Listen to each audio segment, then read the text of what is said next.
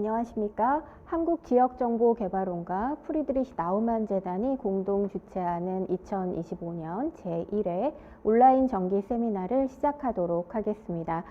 저는 이번 세미나의 사회를 맡은 한국교원대학교의 오민정입니다. 반갑습니다. 네.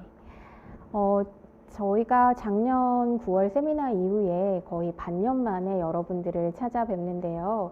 그 사이에 추운 겨울이 지나가고 또 봄의 기운이 올라오는 듯 합니다. 이 봄의 기운과 함께 2025년 새롭게 우리의 삶에서 또 나아가는 그러한 인공지능의 전망과 변화가 어떠할지 이 시간을 통해서 살펴보도록 하겠습니다. 2025년에는 더욱 발전된 AI 시대를 맞이하여 오늘도 디지털 역량 강화를 위해서 많은 분들이 세미나에 참석해 주셨습니다. 특히나 이번 세미나는 지자체 공무원들 뿐만 아니라 산업계의 다양한 산업계에서의 여러분들이 참석을 해 주셨는데요. 저희가 점점 더 많은 관심을 받고 있구나 하는 생각에 또 책임감이 생기는 세미나이기도 했습니다. 사전 참가 신청을 해주신 분들도 어느 때보다 많았고 또 질문도 정말 많이 남겨주셨어요.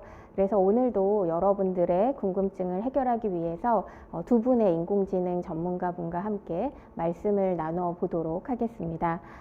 작년 정기 세미나를 잠시 되돌아보고 또 올해의 세미나를 시작해 보면요. 작년 정기 세미나의 주제는 대한민국의 디지털 플랫폼 정부 정책과 관련된 주제로 구성을 했었습니다. 3월 제1회 세미나에서는 디지털 플랫폼 정부 정책 추진 방향과 또한 사례를 살펴보았었고 5월 제2회 세미나에서는 초거대 AI 기반 서비스 활용 체계와 지자체 활용 사례를 살펴보았습니다. 7월 제3회 세미나에서는 AI 시대의 정보 보호와 또 보안 기술 사례에 대해서 이야기를 나눠보았고요. 마지막 세미나에서는 AI 윤리 문제와 글로벌 AI 규제 동향에 대해서도 살펴보았습니다. 그리고 2025년 올해의 주제는 궁금하셨죠? 네. AI 에이전트와 지속 가능성입니다. 최근 일상생활이나 또 여러분들의 업무에서 AI를 굉장히 많이 사용하고 계실 텐데요. 막상 AI 에이전트라고 하면 그 말이 조금은 생소하게 느껴지시지 않을까 싶습니다. 그래서 오늘은 AI 에이전트가 무엇인지 그 개념을 좀 살펴보고요. 그리고 우리의 일상에서 혹은 또 업무 중에 혹은 또 이제 그런 사례들을 살펴보면서 한국에서뿐만이 아니라 또 해외에서는 어떠한 사례들이 있는지를 함께 알아가는 시간을 가져보고자 합니다. 세미나의 일정은 기존과 마찬가지로 전문가 발표를 듣고 패널 토론 및 시청자 질의응답 시간을 갖도록 하겠습니다. 시청자 여러분들께서는 발표와 토론을 들으시면서 궁금하신 사항들을 유튜브 채팅창에 남겨주시면 저희가 또 이제 말씀 나누면서 답변을 드리도록 하겠습니다. 여러분들의 많은 관심과 참여, 끝까지 많은 관심 부탁드리겠습니다. 오늘 모신 첫 번째 발표자는요, 이혜수 소프트웨어 정책연구소의 선임연구원이십니다. 이혜수 선임연구원님은 한양대학교에서 메타버스 플랫폼 수용 저항과 항정성의 부정적 구전 의도의 영향 요인을 살펴보는 연구로 박사학위를 받으셨고요. 과학기술정보통신부 산하의 소프트웨어 정책연구소 AI 정책연구실의 선임연구원으로 근무 중이십니다. 과학기술정보통신부 AI 국가 전략 수립을 위한 AI 산업, 융합, AI 안전 신뢰성 등 다양한 정책 연구를 담당하셨습니다. 그리고 또한 AI 메타버스 등의 ICT 기술이 우리 사회에 미치는 영향력이 어떠한 것이 있는지에 대한 주제를 가지고서 또 많은 논문을 집필하시기도 하셨습니다. 오늘은 AI 에이전트 진화와 지속 가능성이라는 주제로 발표를 해 주실 예정입니다. 네, 그러면 이혜수 선임연구원님을 모시도록 하겠습니다.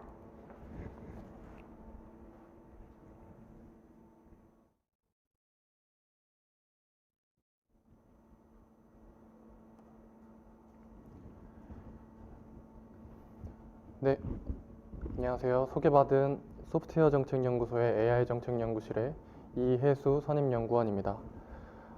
제가 오늘 이제 한국지역정보개발원 2025년 제1회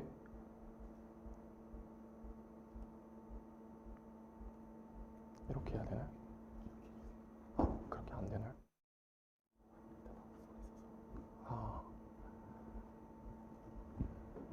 네.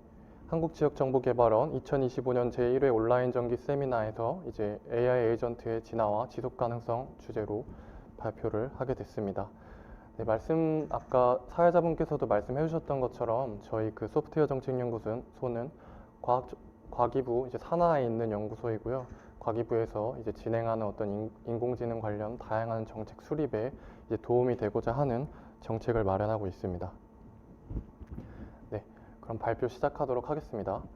네, 말 그대로 AI 시대가 도래했습니다. 언론에서도 AI 관련해서 몇 년 전부터 계속 얘기를 하고 있고, 이제 제가 여기 서두에 써놓은 것처럼 AI는 이제 일상생활부터 전문 영역에 이르기까지 사회 전반에 걸쳐 혁신적인 변화를 주도하고 있습니다.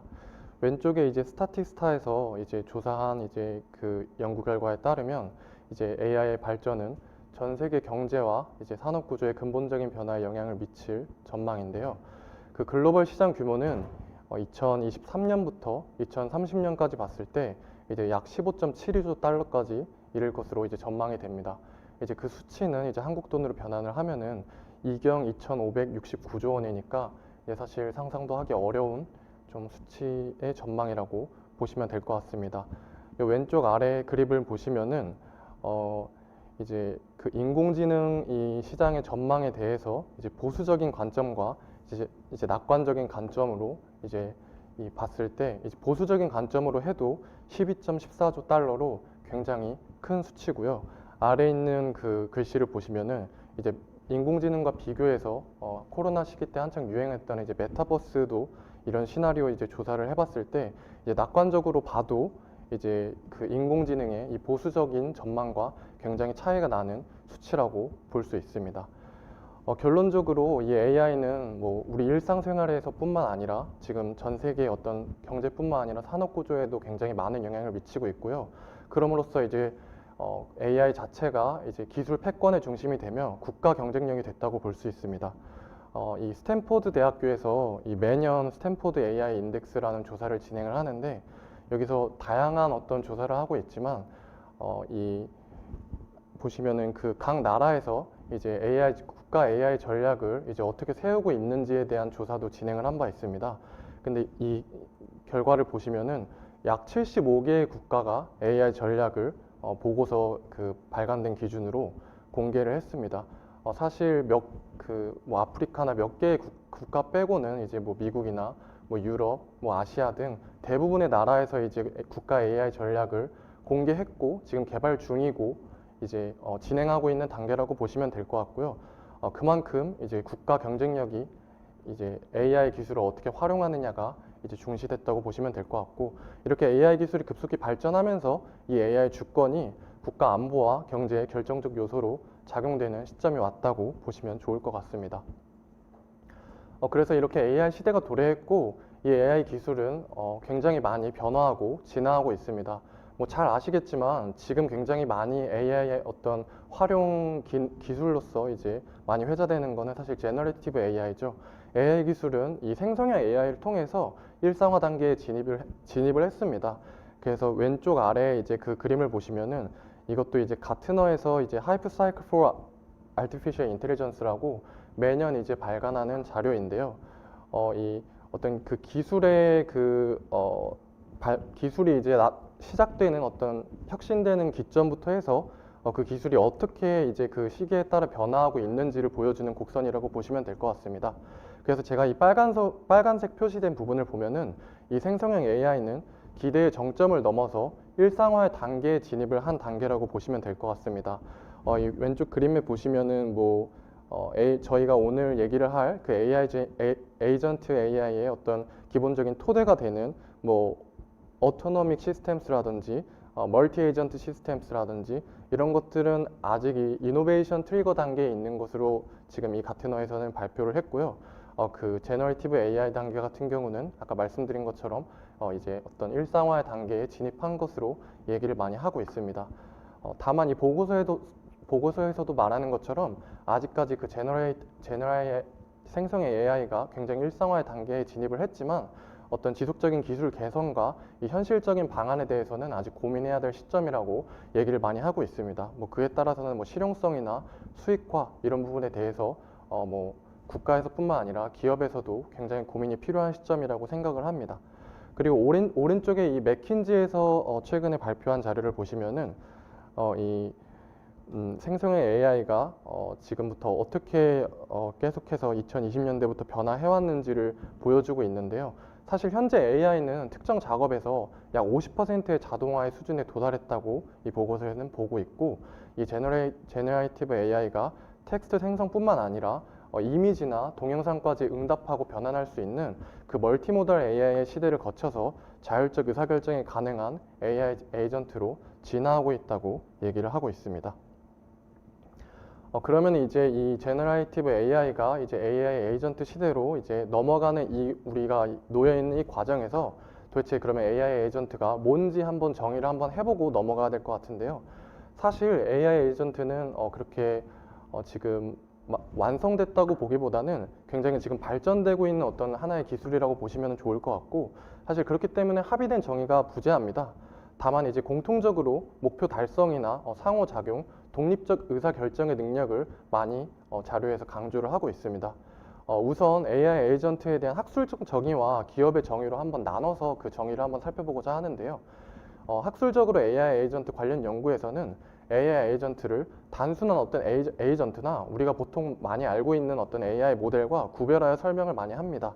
그래서 이 룰셀의 연구에서는 에이전트는 센서를 통해 환경을 인식하고 액추에이터로 환경에 작용하며 그에 반면 합리적 에이전트는 어떤 최선의 결과를 달성하기 위해 행동하는 행위자로 정의를 하고 있습니다. 그리고 이제 알란 찬의 연구에서는 더 큰 자율성이나 외부 도구, 서비스 접근이 가능하고 장기 목표 달성을 위해 안정적으로 적응하고 계획하며 지속적으로 행동할 수 있는 능력 향상을 갖춘 시스템이라고 볼 수 있습니다. 그리고 이제 마지막으로 이 ISO/IEC라는 이 표준 기구에서는 AI 시스템이 인간이 정의한 목표에 대한 콘텐츠나 예측, 어떤 결정과 같은 출력을 생성하는 엔지니어링 시스템으로 정의한다면 이 정의는 보통 우리가 알고 있는 이 지금 단계의 생성의 AI 수준이라고 보시면 될 것 같습니다. 여러분들이 보통 뭐 GPT나 뭐 제미나이 이런 것들을 활용해서 사실 질문을 하고 그에 따른 응답을 받는 수준에서 지금 머물러 있다면 이제 향후의 AI 에이전트는 AI 기술을 사용하여서 내가 단순히 어떤 응답을 받는 수준에서 끝나는 게 아니라 목표를 성공적으로 달성할 가능성을 최대화하는 에이전트라고 보시면 될 것 같습니다. 학술적 정의와 다르게 AI 그 기업들은 어떤 자사의 특성을 반영하여 다양한 방식으로 AI 에이전트에 대해서 정의를 하고 있는데요. 우선 그 세일즈포스라는 이 글로벌 기업에서는 인간의 개입 없이 고객 문의를 이해하고 응답할 수 있는 일종의 AI 시스템으로 AI 에이전트를 보고 있습니다. 세일즈포스가 굉장히 유명한 CRM 회사이기 때문에 이런 식으로 정의를 했을 거라고 추론이 되고요. IBM 같은 경우에는 어떤 AI 에이전트를 워크플로우를 설계하고 사용 가능한 도구를 최대한 활용을 해서 사용자 또는 타 시스템을 대신해서 작업을 자율적으로 수행할 수 있는 시스템으로 보고 있습니다. 그리고 이제 아마존의 AWS는 데이터를 수집하고 사용해서 목표 달성을 위해 필요한 작업을 스스로 결정해서 수행할 수 있는 소프트웨어 프로그램으로 보고 있고요. 마지막으로 이 AI 관련해서 빼놓을 수 없는 이 엔비디아는 방대한 데이터를 수집하고 분석해서 독립적으로 문제 해결할 수 있는 전략을 개발하고 뭐 공급망 최적화나 뭐 소모적 업무 지원을 수행하는 시스템으로 보고 있습니다. 이렇게 다양하게 학술적으로 뭐 논문이나 이런 데서나 아니면 기업들도 자사의 어떤 그 기업의 특성을 반영해서 AI 에이전트에 굉장히 기대나 주목을 갖고 정의를 하고 있는 시점이라고 보시면 될 것 같습니다. 그러면 단순히 이제 학술적으로나 어떤 기업들이 정의하는 것을 넘어서서 도대체 이 AI 에이전트가 우리가 보통 대중적으로 많이 알고 있는 이 단순 LLM 기반의 AI 모델과 도대체 어떤 부분에서 차이가 나는지 한번 좀 살펴보면은 최근에 이 딜로이트에서 발간한 자료를 한번 토대로 같이 살펴보고자 합니다.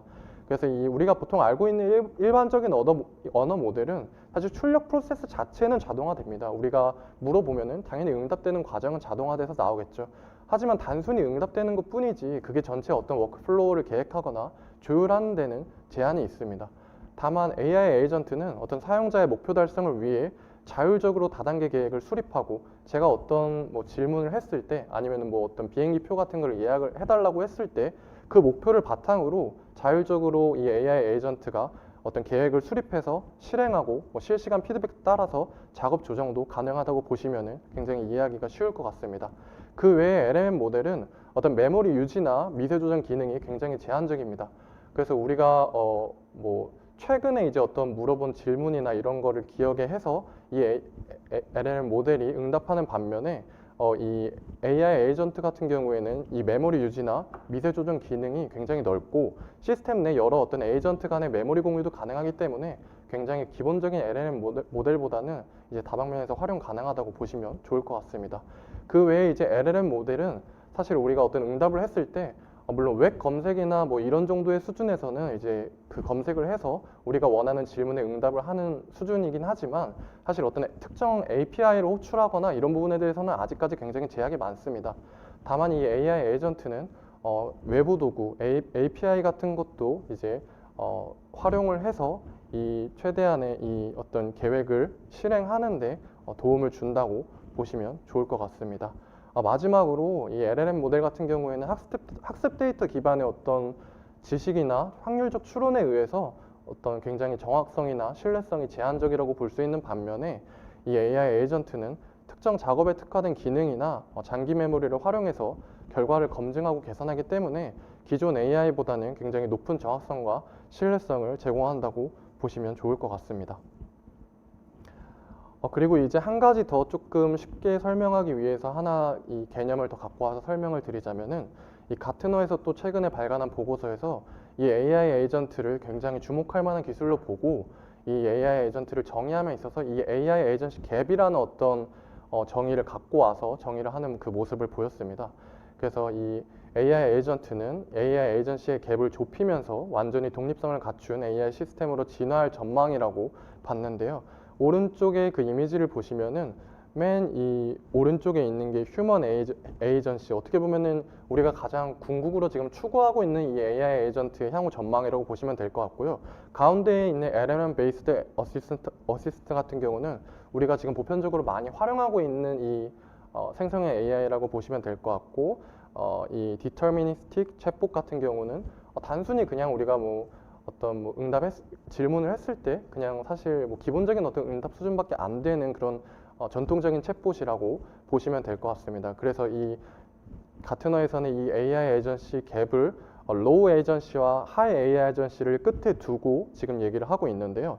이 단순 반복 작업이 어떤 복잡한 목표 설정이나 독립 의사 결정이 가능한 AI로 진화되는 게 이제 로우 에이전시에서 하이 에이전시로 넘어가는 이 단계라고 보시면 될 것 같고요. 또 반응형 시스템이 어떤 예측적 계획이나 적용 시스템으로 발전을 하고 우리가 보통 AI가 인간이 그냥 단순히 감시하고 감독해야 했다면 이제 AI 에이전트는 완전한 자율적 AI로 진화하는 것이라고 보시면 될 것 같습니다. 그래서 이 AI 에이전트가 어떤 새로운 어떤 기술이 나타나고 그 새로운 개념이라기보다는 현재 이 LLM 기반 어시스턴트가 어떤 더 강력한 AI 전투로 AI 여기 나오는 이 AI 에이전시 갭을 좁히면서 이 로우 AI 에이전시와 하이 AI 에이전시가 점점 이제 좁혀져 가면서 그 복잡한 환경에서도 독립적으로 의사결정이 수행 가능한 AI 에이전트로 진화하는 것이라고 보시면은 조금 더 그 개념을 이해하기가 쉬울 것 같습니다. 그래서 이 AI 에이전트의 정의에 대해서 조금 간략하게 저희가 한번 살펴봤고, 그럼 도대체 왜 지금 AI 에이전트냐? 왜 이 2025년에 이렇게 다수의 어떤 시장조사 기관, 유망한 시장조사 기관들과 기업들이 도대체 이렇게 AI 에이전트에 집중을 하고 있느냐를 한번 살펴보면은 AI 에이전트는 AI의 어떤 기술의 발전이나 이 새로운 시장의 기회, 사회적 요구에 따라 급부상했다고 정리를 해볼 수 있습니다. 그래서 우선 기술의 발전은 뭐 다 아시는 것처럼 이 AI 에이전트는 AI가 없으면 당연히 돌아가지 못하는 시스템이라고 보시면 좋을 것 같습니다. 그래서 AI 기술이 발전함에 따라 점차 많은 관심을 받고 있는 상황이라고 보시면 될 것 같고요. 여러분들이 잘 아시는 클라우드나 뭐 엣지 컴퓨팅의 이런 발전 같은 경우가 AI 에이전트의 실시간으로 데이터를 처리하고 빠르게 의사결정을 내릴 수 있도록 지원을 해준다고 보면 좋을 것 같습니다. 그 외에 뭐 강화학습이나 뭐 NLP, 뭐 컴퓨터 비전 등의 분야에서도 이런 AI 알고리즘이 굉장히 발전을 하면서 이 에이전트가 더욱 정교한 어떤 의사결정이나 자연스러운 상호작용을 인간과 할 수 있는 그런 환경이 마련이 되면서 이 AI 에이전트가 굉장히 지금 물망에 오르고 있는 상황이라고 보시면 될 것 같습니다. 그 외에도 이 AI 에이전트는 어떤 새로운 시장의 기회를 갖고 올 수 있습니다. 고객 서비스나 어떤 개인 비서, 뭐 우리가 잘 알고 있는 자율주행 차량, 뭐 스마트 팩토리, 금융, 의료 등 어디 적용되지 않는 분야가 없습니다. 대부분의 산업에서 다 활용될 수가 있기 때문에 이제 향후에 굉장히 시장 기회가 확대될 것으로 전망이 되고요. 뭐 그 외에 AI 기술과 발전과 더불어서 뭐 데이터 과학이나 컴퓨터 하드웨어, 뭐 클라우드 인프라 등 다양한 기술 생태계와도 굉장히 밀접하게 연관이 되어 있기 때문에 어떤 기술적이나 경제적 성장의 기회가 창출될 것으로 전망이 되고 있습니다. 그리고 마지막으로 이제 사회적 요구에 따라 또 AI 에이전트 시대가 급부상했다고 볼 수 있을 것 같은데요. 단순히 우리가 이제 과거에는 인간이 혼자 일하는 시대였다면 이제 AI와 인간이 공존하는 시대가 사실 도래했다고 해도 뭐 부정하기는 어려울 겁니다. 다만 이제 우리가 단순히 지금은 AI를 단순한 보조 도구로 활용을 한다면 그게 보조의 역할을 넘어서 AI 에이전트가 스스로 상황을 분석하고 최적의 어떤 행동을 결정하는 이 자율적 AI 에이전트의 이 필요성이 굉장히 증가하고 있는 상황이라고 보시면 좋을 것 같습니다. 그래서 어떤 단순한 우리가 그냥 질문하고 응답만 하는 그런 상호작용을 넘어서서 이 에이전트가 사용자를 대신해서 뭐 추론을 하고 행동을 해서 이런 인간과 AI의 어떤 협력 과정의 이런 패러다임이 바뀌어가면서 이 AI 에이전트가 굉장히 다양한 산업에서 많이 활용될 기술로 자리 잡을 것으로 판단이 됩니다. 그래서 이 AI 에이전트는 굉장히 시장 전망 관련해서도 많은 어떤 글로벌 시장 조사 기관들에서 이제 이 전망을 하고 이 수치들을 내다보고 있는데요. 이 7년간의 이 성장률을 40% 이상으로 전망을 하고 있고 지역별로는 뭐 북미 지역이나 산업별로는 고객 서비스, 의료, 금융 분야 등이 굉장히 시장 성장을 주도할 것으로 전망을 하고 있습니다. 이제 왼쪽의 자료를 보시면은 좀 북미 지역에서 굉장히 이 AI 에이전트가 많이 성장을 하고 적용이 될 것으로 전망이 되고 있고요. 그 오른쪽에 보시면은 뭐 아래 보시면은 뭐 AI 에이전트에 이제 접목될 수 있는 기술로 뭐 머신러닝이나 뭐 NLP, 뭐 딥러닝, 컴퓨터 비전 뭐 이런 기술들이 뭐 이렇게 종합적으로 모여서 이 AI 에이전트가 굉장히 성장할 것으로 지금 전망이 되고 있습니다.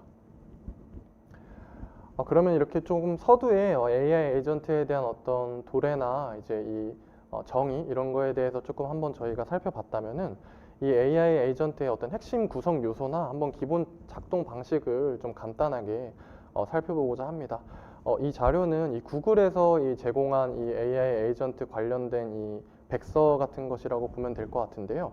이 AI 에이전트는 쉽게 말씀드리면은 모델 그리고 툴스 그리고 오케스트레이션 이 세 구성 요소를 바탕으로 복잡한 문제를 자율적으로 해결을 합니다.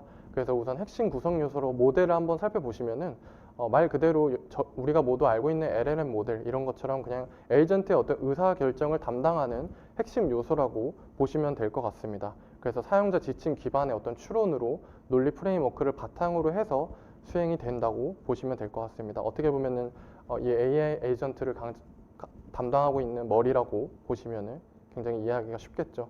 그 외에 제가 앞서 말씀드렸던 것처럼 AI 에이전트는 기본적인 AI 모델과 차이점이라고 하면은 이제 이 외부 도구를 활용할 수 있다는 장점이 있습니다.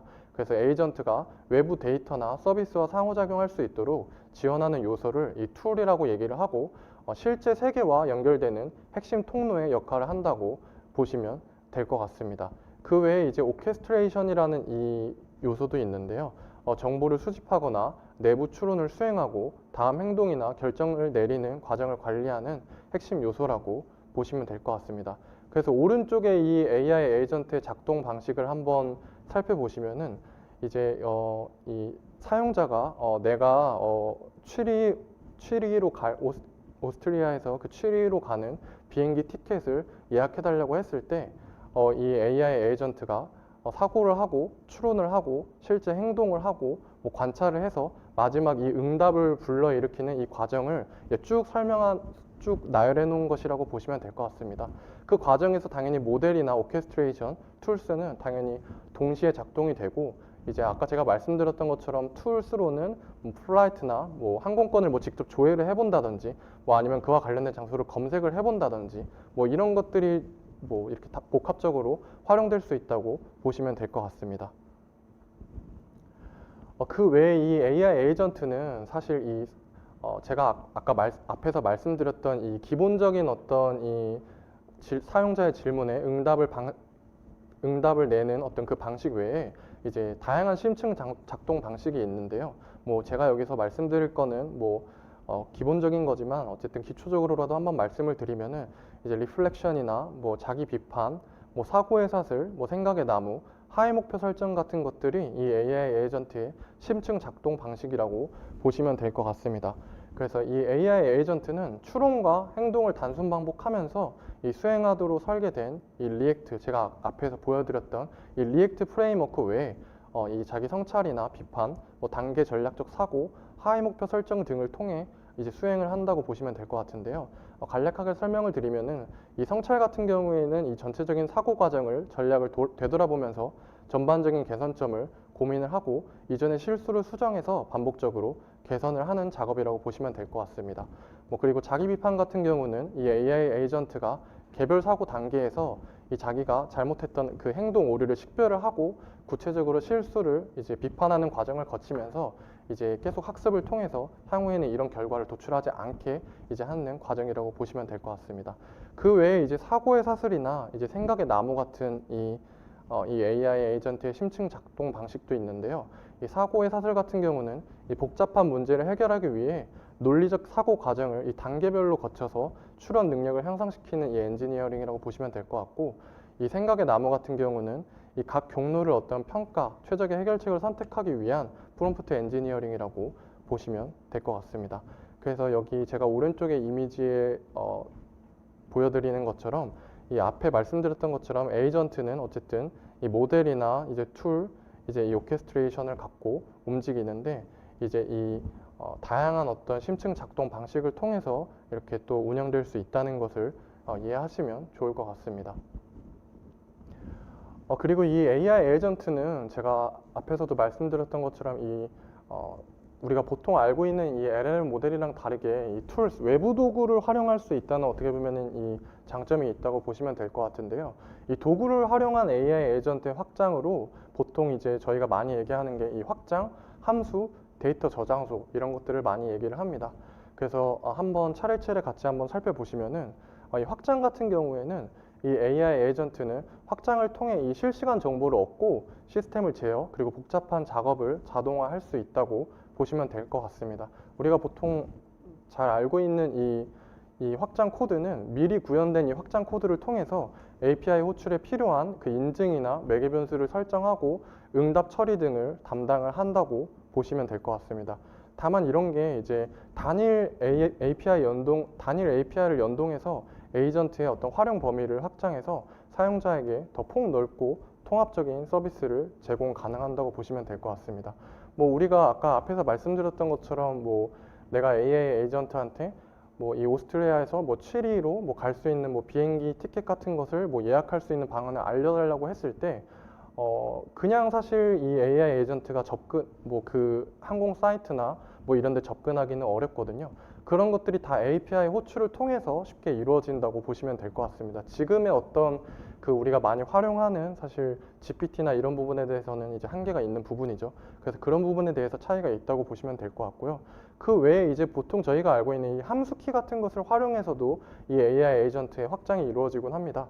그래서 AI 에이전트 및 사용자는 어떤 함수를 통해서 여러 API를 이 동적으로 선택하거나 로직을 변경 가능합니다. 뭐 말 그대로 필터링을 거는 거겠죠.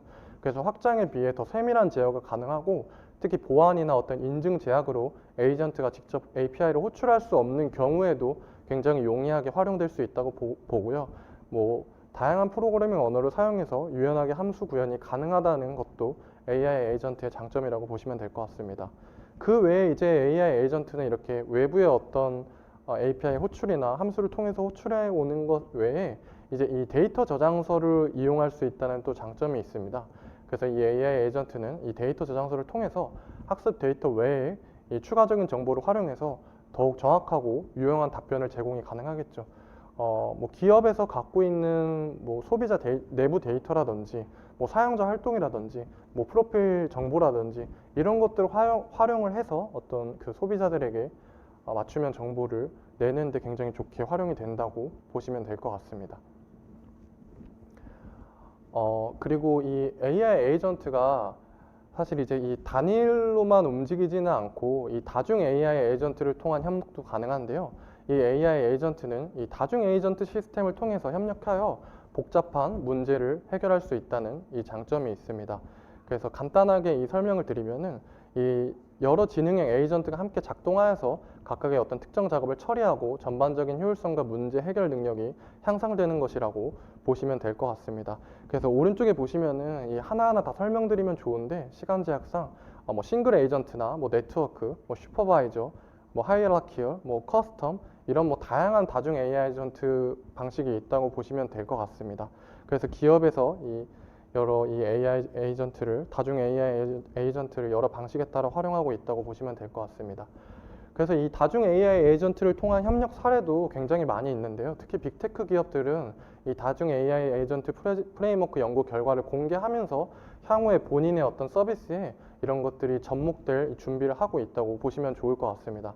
그래서 이 마이크로소프트의 이 마젠틱 1이라는 이제 이 관련된 연구 결과가 있는데 이 마이크로소프트는 이 총괄 에이전트가 여러 보조 에이전트에게 지시를 내려서 이 복잡한 작업을 해결하는 이 다중 에이전트 프레임워크를 개발을 했습니다. 그래서 아래 보시면은 이렇게 뭐 웹서핑이나 파일 검색, 코드 작성, 코드 실행에 따라 이제 각각의 임무를 부여하는 이 다중 AI 에이전트를 이제 이 연구 결과를 내고 있다고 보시면 될 것 같고요. 이 오픈 AI의 이 수험 같은 경우도 최근에 이제 다중 AI 에이전트로 이제 나타난 연구 결과인데 이 복수의 AI 에이전트가 이 복잡한 작업을 협업을 해서 자율적으로 처리할 수 있는 이 실험적 프레임워크라고 보시면 될 것 같습니다. 현재 오픈소스로 공개되어 있으니까 한번 알아보시면 좋을 것 같습니다. 뭐 다음 아마 그 발표자분께서 뭐 사례 같은 경우는 설명을 해주시겠지만 저도 몇 개 사례를 담아왔는데 최근에 이 AI 에이전트 관련해서 여러 빅테크 기업에서 이제 이 AI 에이전트를 이제 많이 내놓고 이제 활용을 하려고 하는 추세인데요. 마이크로소프트 같은 경우도 이 AI 에이전트 코파일럿 스튜디오를 통해 기업 업무 환경을 지원하려고 하고 있고요. 이 구글 같은 경우도 자사의 이 제미나이 2.0 플래시를 기반으로 사용자가 AI 에이전트를 경험할 수 있는 서비스를 제공하고자 합니다. 아마 다음 이제 발표자분께서 더 자세하게 설명해 주실 거니까 사례는 간단하게 넘어가도록 하겠습니다.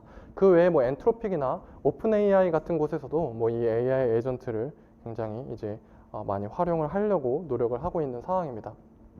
그래서 이 AI 에이전트의 지속 가능성을 위한 주요 이슈로서 한 4가지를 살펴볼 건데 우선 기술적 이슈 관련해서 살펴보면은 사실 AI 에이전트도 과거의 어떤 AI 모델과 같이 대량의 데이터를 통해서 학습이 되고 데이터가 편향적일 경우에는 AI 판단에도 왜곡이 발생될 가능성이 존재합니다.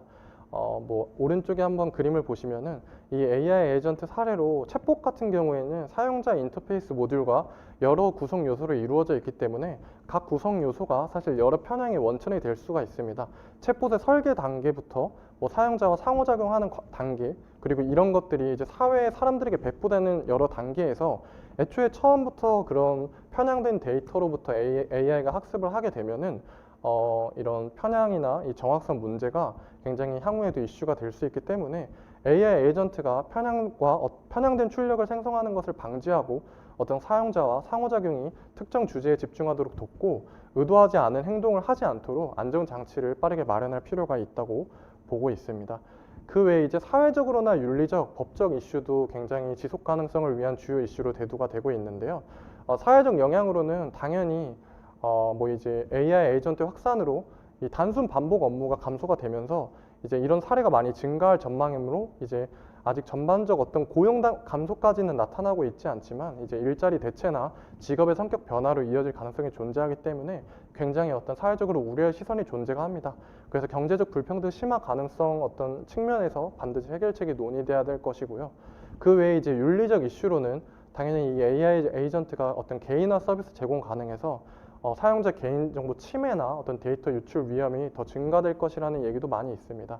특히 사실 단순히 우리가 과거에는 이제 문답에서 이제 응답을 얻는 형태였다면은 AI 에이전트가 제가 어떤 요청을 했을 때 자율적으로 작업 처리가 가능하고 대화 내용을 바탕으로 한 어떤 일정 관리나 금융 정보를 활용해서까지 결제까지 어떤 구현이 가능하기 때문에 사실 개인정보 의존도가 굉장히 많이 올라갈 수 있는 상황입니다.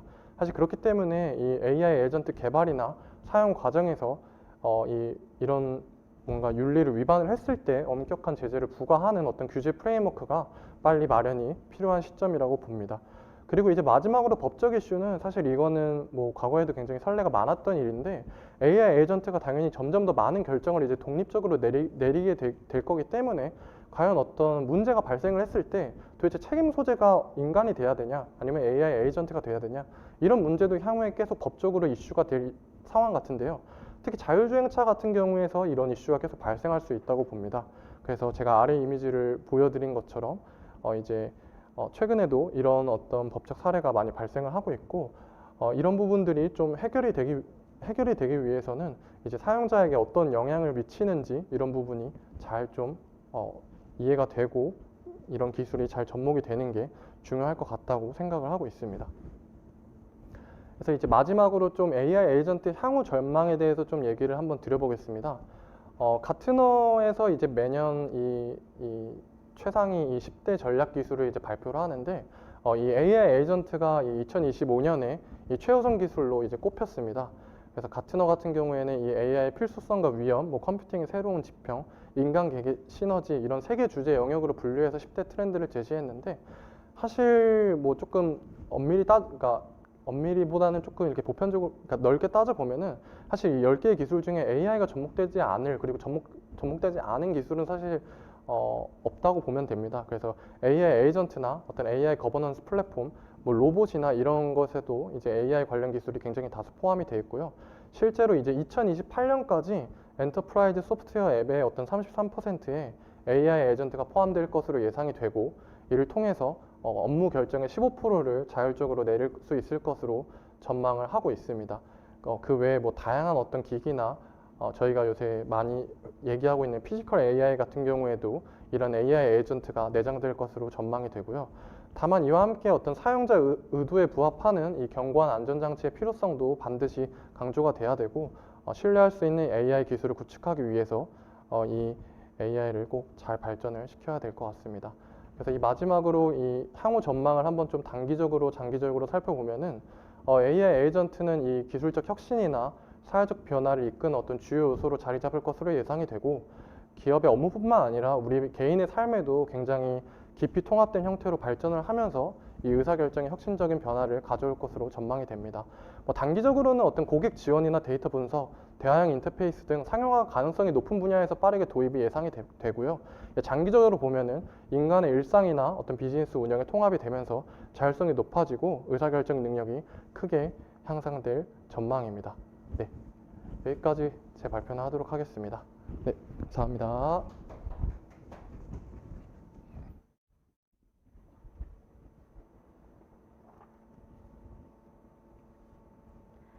네, 이혜수 선임연구원님 발표 정말 잘 들었습니다.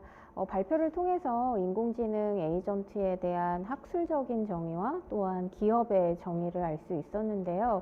AI 에이전트가 이렇게 사고를 하고 추론을 하고 또한 그 실행을 하고 응답을 하는 그 과정들이 인간이 사고하고 행위하는 그 과정과 되게 유사하구나 하는 생각이 들면서 앞으로는 더욱더 그 인간과 AI 에이전트 이 사이에 그런 상호 관계에 대한 그런 관심과 또 연구가 지속해서 이루어져야 되지 않을까 하는 생각도 들었습니다. 흥미로운 발표 정말 감사드립니다. 네, 그럼 이제 두 번째 발표를 듣도록 하겠습니다. 이번 발표는 정백 센텀 AI 대표님께서 맡아주셨습니다. 정백 대표님은 경희대학교에서 빅데이터 응용 경영학 박사 학위를 받으셨고요. 경희대학교에서 현재 그 생성형 AI, 디지털 기반 경영 전략, 빅데이터 동향 등을 연구하시면서 학생들을 가르치고 계십니다. 세계 인공지능학회 혁신적 인공지능 응용상을 수송하셨고요. 멘사 코리아의 테스트 위원장으로도 활동하고 계십니다. 네, 특이한 이력을 또 갖고 계십니다. 오늘 그 발표해 주실 주제는 AI 에이전트의 국내외 사례와 동향입니다. 네, 또 두 번째 발표 잘 들어주시길 부탁드리겠습니다.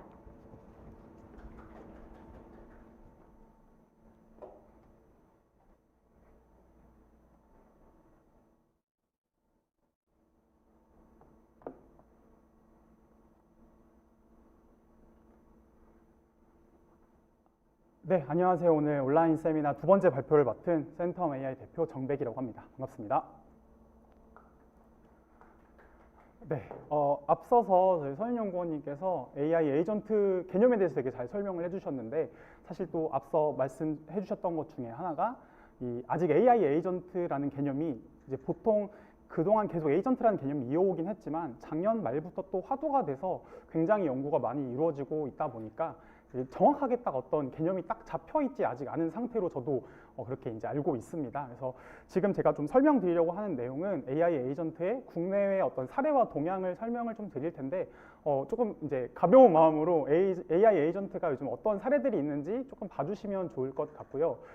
또 사회자 교수님께서 설명 되게 잘 해주셨는데 제가 이제 인공지능 관련해서 박사 과정을 하면서 저는 되게 운이 좋게 박사 과정 중에 생성 AI가 굉장히 이제 크게 챗GPT가 나오게 됐어요. 그래서 공부하는 중에 생성 AI를 굉장히 많이 활용하면서 또 AI 에이전트 또 공부를 하면서 졸업을 하게 됐고 또 이제 나름 프레시 박사로서 이제 굉장히 최근의 사례들을 많이 알고 있기 때문에 여러분들께 좀 재미있는 사례들을 많이 소개해 드리려고 합니다.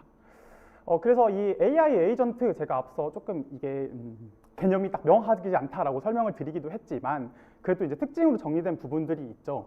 근데 주변에서 AI 에이전트가 뭐야? 라고 물어보면 가장 많이 사실 이제 여러분도 많이 들어보셨을 텐데 네, 자비스를 많이 얘기하고 있습니다. 이게 사실 한국말로 굳이 따지자면 뭐 매우 똑똑한 시스템? 이렇게 정도 해석할 수 있을까요? 이거의 앞자를 따서 자비스라고 하는데 이게 이제 영화 마블 그 이제 아이언맨에서 토니 스타크가 인공지능 비서로 사용하는 자비스죠.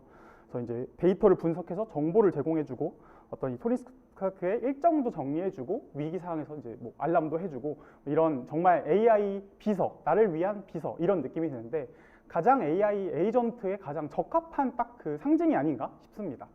근데 이 영화를 볼 때까지만 해도 이거는 너무 공상과학 같은 얘기가 아니야? 너무 먼 얘기 아니야? 물론 이제 영화적인 요소도 있지만 그렇게 생각할 수도 있었던 이제 과거였는데 요즘은 여러분들도 좀 이거 이런 생각을 하다 보면 이제 뭔가 자비스 같은 게 나올 것 같다 이런 생각이 들지 않으신가요? 이게 이제 생성 AI가 생기면서 어떤 이제 AI를 통해서 어떤 사물과 소통을 할 수, 그러니까 상호작용을 할 수 있죠. 상호작용을 할 수 있게 되고 어떤 진짜 뭔가 말을 하는 것 같은 그런 느낌을 주는 이 생성 AI가 또 발전이 돼서 이 AI 에이전트로 이어온 것 같습니다. 네, 이거는 이제 시작하기 전에 제가 AI 에이전트 저도 사실 굉장히 좀 많이 헷갈렸었는데 이제 제가 박사 졸업을 하고 되게 오랜만에 친구들이랑 전주로 여행을 갔어요. 그래서 신나게 막 놀다가 우리 다음날 아침에 일찍 일어나서 우리 빨리 여행을 하고 좀 돌아다니자 이런 얘기를 했었거든요.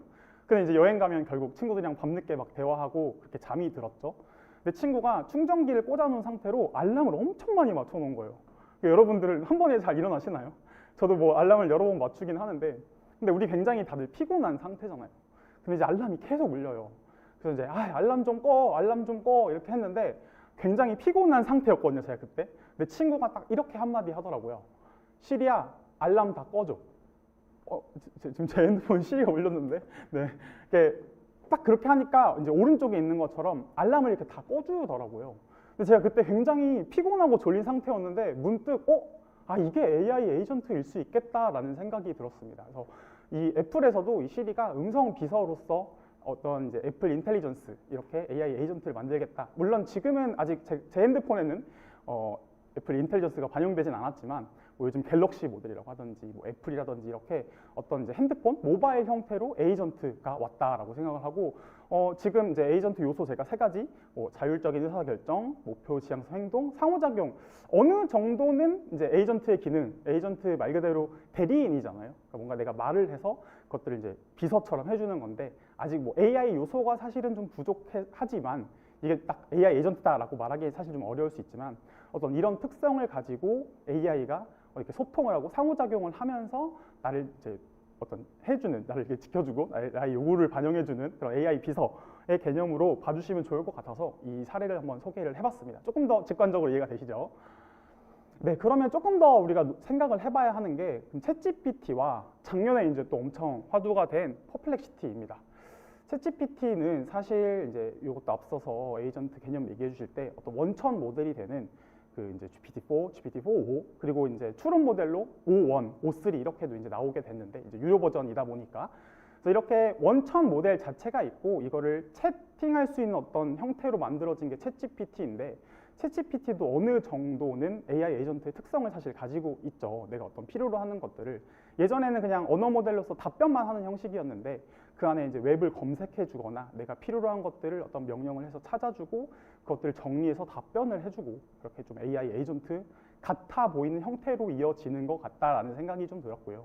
퍼플렉시티는 이거는 이제 에이전트라고 저는 보고 있습니다. 검색 에이전트인데요.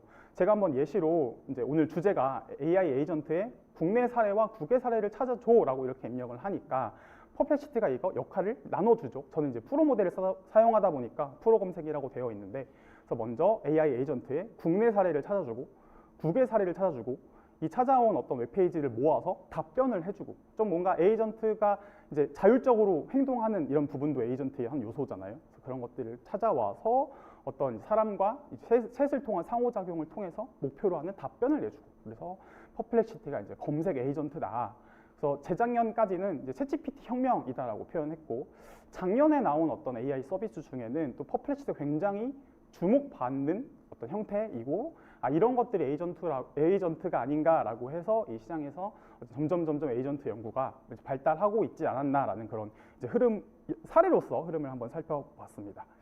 우선은 이제 챗GPT 얘기가 나왔으니까 제가 연결해서 오픈 AI에서 오퍼레이터라는 모델이 나왔죠. 이게 이제 AI 에이전트의 모델로 이제 나오게 됐는데요.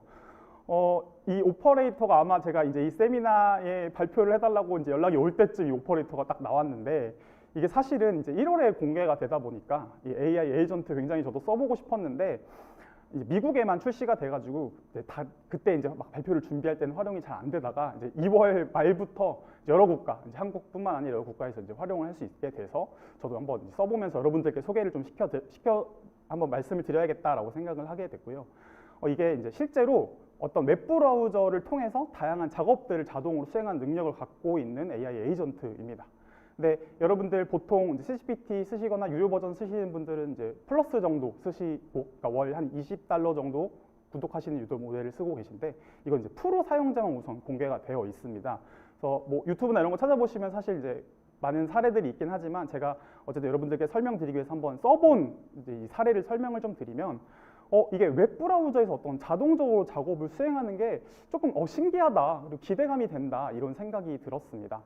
네, 이게 챗GPT, 그러니까 오픈 AI에서 처음 얘기했던 게 말하는 GPT를 만들고 그 다음에 뭐 눈이 달린 GPT, 손이 달린 GPT, 발이 달린 GPT 뭐 이렇게 점점 확장한다 이런 얘기를 했던 기억이 있는데 이제 정말 뭐 눈이 달린 뭐 어떤 웹브라우저를 보는 듯한 그런 느낌 그리고 손으로 클릭해주는 느낌, 키보드를 치는 느낌, 손이 달린 GPT까지 약간 가고 있는 게 아닌가라는 생각이 들었습니다. 근데 먼저 뭐 평가를 좀 해보자면 좀 작업 속도가 많이 느리더라고요. 아직은 이제 AI 에이전트가 이제 과도기, 이제 막 시작하는 단계죠. 이제 시작하는 단계이기 때문에 좀 아쉬운 부분이 있고 아직까지도 뭐 할루시네이션이라든지 이런 기능이 좀 부족한 부분이 있습니다. 이걸 조금 직접 보여드리면 좋겠지만 시간 관계상 제가 사용한 것들을 조금 캡처를 해왔는데요. 가장 가벼운 예시로 이 오퍼레이터 AI 에이전트를 통해서 뭐 상품 구매를 시킬 수 있습니다. 그래서 여기에 제가 여러분들 그 챗GPT 프로 정도 쓰시는 분들은 보통 캔버스라고 해서 글을 쓰면 오른쪽에 이렇게 글을 쓰게 메모장처럼 이렇게 나오게 되는 것처럼 오퍼레이터도 왼쪽에 어떤 채팅할 수 있는 기능, 세팅할 수 있게 이렇게 마련이 되어 있고 오른쪽에는 웹페이지가 실제로 작동을 하게 됩니다. 여기서 제가 네이버에 남자 선크림을 검색해서 구매해줘라고 이렇게 입력을 했더니 네이버로 들어가서 이렇게 남자 선크림을 검색하는 게 자동으로 됩니다. 네, 이것도 제가 보면 이렇게 창이 좀 여러 개가 있는데요.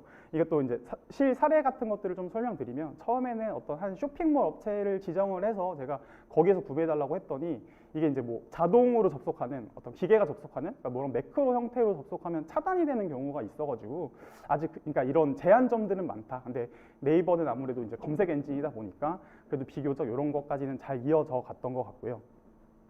그래서 제가 어떤 이제 선크림의 브랜드나 이런 거를 특정하지 않았기 때문에 가장 상위에 있던 그 선크림을 클릭해서 그 페이지로 들어갔고 이제 이게 가격이 얼마인데 구매하시겠습니까? 라고 자동으로 물어 저한테 질문을 해주고요. 그래서 구매하겠습니다 라고 하면 여기에 좀 보이진 않지만 얘가 스크롤을 내려서 이제 내용들을 쭉 확인하고 여기 이제 구매하기 버튼을 눌러줍니다. 저는 이제 가만히 이 명령만 시키는 거죠. 근데 이제 이게 아무래도 로그인을 해야 하는 상황이 생기잖아요. 그래서 아 이게 정보 보호나 이런 것도 어떻게 할까 이런 궁금증이 있어서 로그인이 필요한데 로그인 어떻게 하시겠습니까? 라고 창이 뜨면서 이건 제가 이제 직접 제어하기로 들어갈 수 있죠. 이거는 아무래도 이제 어떤 아이디, 비밀번호 이런 거는 개인정보이기 때문에 이런 거는 인간이 입력하게 되어 있고 이것도 뭐 어떤 다른 이제 에이전트 사례 같은 걸 보면 뭐 아이디나 비밀번호를 좀 미리 저장해서 이렇게 뭐 클라우드나 이런 거 서버에 저장해서 로그인 될 수 있게 이렇게 하는 그런 이제 에이전트도 있었는데 여기에서는 이제 아직까지는 이제 초기 모델이다 보니까 제가 로그인을 해서 이렇게 사용하고 이렇게 주문을 했더니 이렇게 주문으로 바로 이어졌습니다. 그래서 이게 실제 구매가 이루어지더라고요. 그래서 제가 빨리 취소하고 막 이러기도 했는데 여기 조금 더 응용을 해보면 뭐 카드 번호나 이런 걸 쓰면 이제 카드를 바꿔주기도 하고 이런 기능들이 잘 되는 것을 확인을 했지만 제가 말씀드렸던 것처럼 왼쪽에 창에 보시면 어떤 이제 뭐 결제 준비가 됐습니다라는 그 메시지 위에 36초 동안 작업을 했다. 그러니까 이거를 구매하고 이 스크린을 찾고 이런 것들이 굉장히 오래 걸리더라. 아직 에이전트가 완벽하진 않지만 그래도 초기 모델로서 이렇게 잘 방향성이 가고 있다라는 생각이고요. 이 에이전트에 대한 어떤 이 오퍼레이터 기능에 대한 부분들 좀 나눠서 살펴보면 이게 화면을 캡처해서 스크린샷을 해가지고 그 화면을 다 읽어서 어느 위치에 어느 부분을 클릭해야겠다.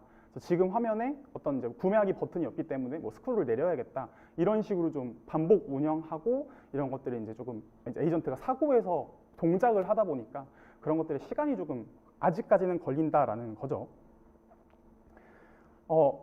사실 이거랑 비슷하게 엔스로픽에서도 이 클로드를 만든 회사죠. 이 회사에서도 컴퓨터 유즈라는 어떤 AI 에이전트를 만들어서 공개한 바 있습니다.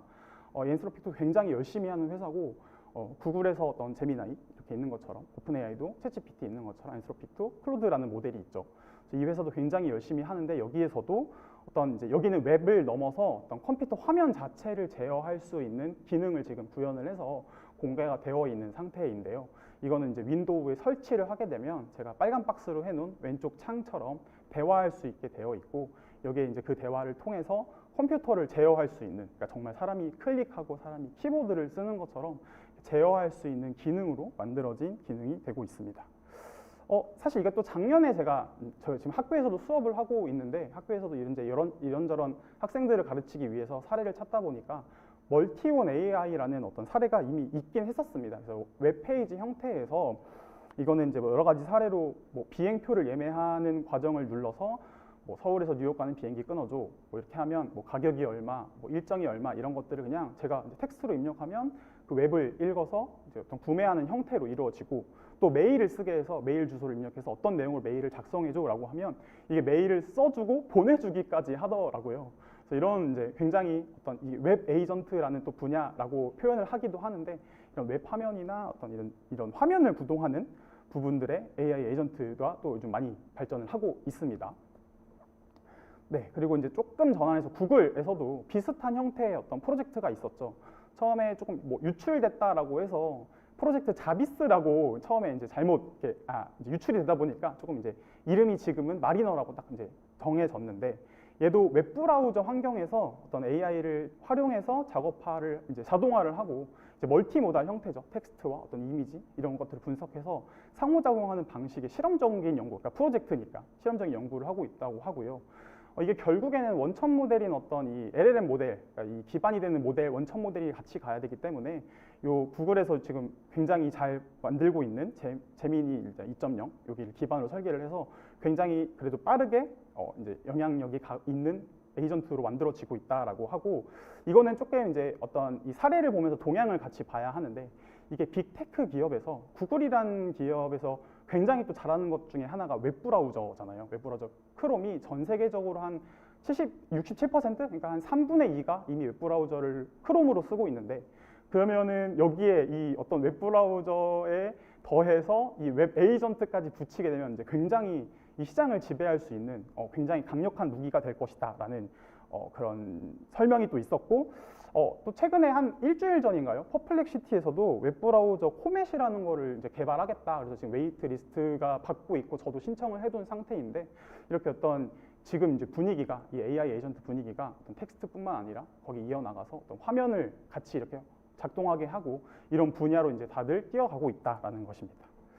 제가 또 구글 사례를 얘기했기 때문에 구글 사례를 붙여서 말씀드리면, 구글에서도 AI 에이전트를 지금 여러 가지 프로젝트를 진행을 하고 있는데, 이 프로젝트 아스트라라는 이제 이 프로젝트는 멀티모달 형태 AI 어시스턴트라고 생각해 주시면 되는데, 여기 이제 그러니까 핸드폰을 가지고 이렇게 화면을 비춰가면서 이거를 상호작용하는 식이죠. 그러니까 보고 듣고 말할 수 있는 어떤 상호작용이 되는 범용 AI 비서를 목표로 한다. 어떤 구글은 범용적인 제너럴한 것들을 만들어 나가는 걸 목표로 하고 있는데요. 그러니까 얘는 멀티모달 형태의 텍스트, 이미지, 뭐 비디오, 음성 이런 것 동시에 사용을 할 수 있게 하고, 이 스마트폰 하나만 있으면 어떤 이제 사물이나 이런 것들을 즉각적으로 반응할 수 있게 하는 이제 AI 비서입니다.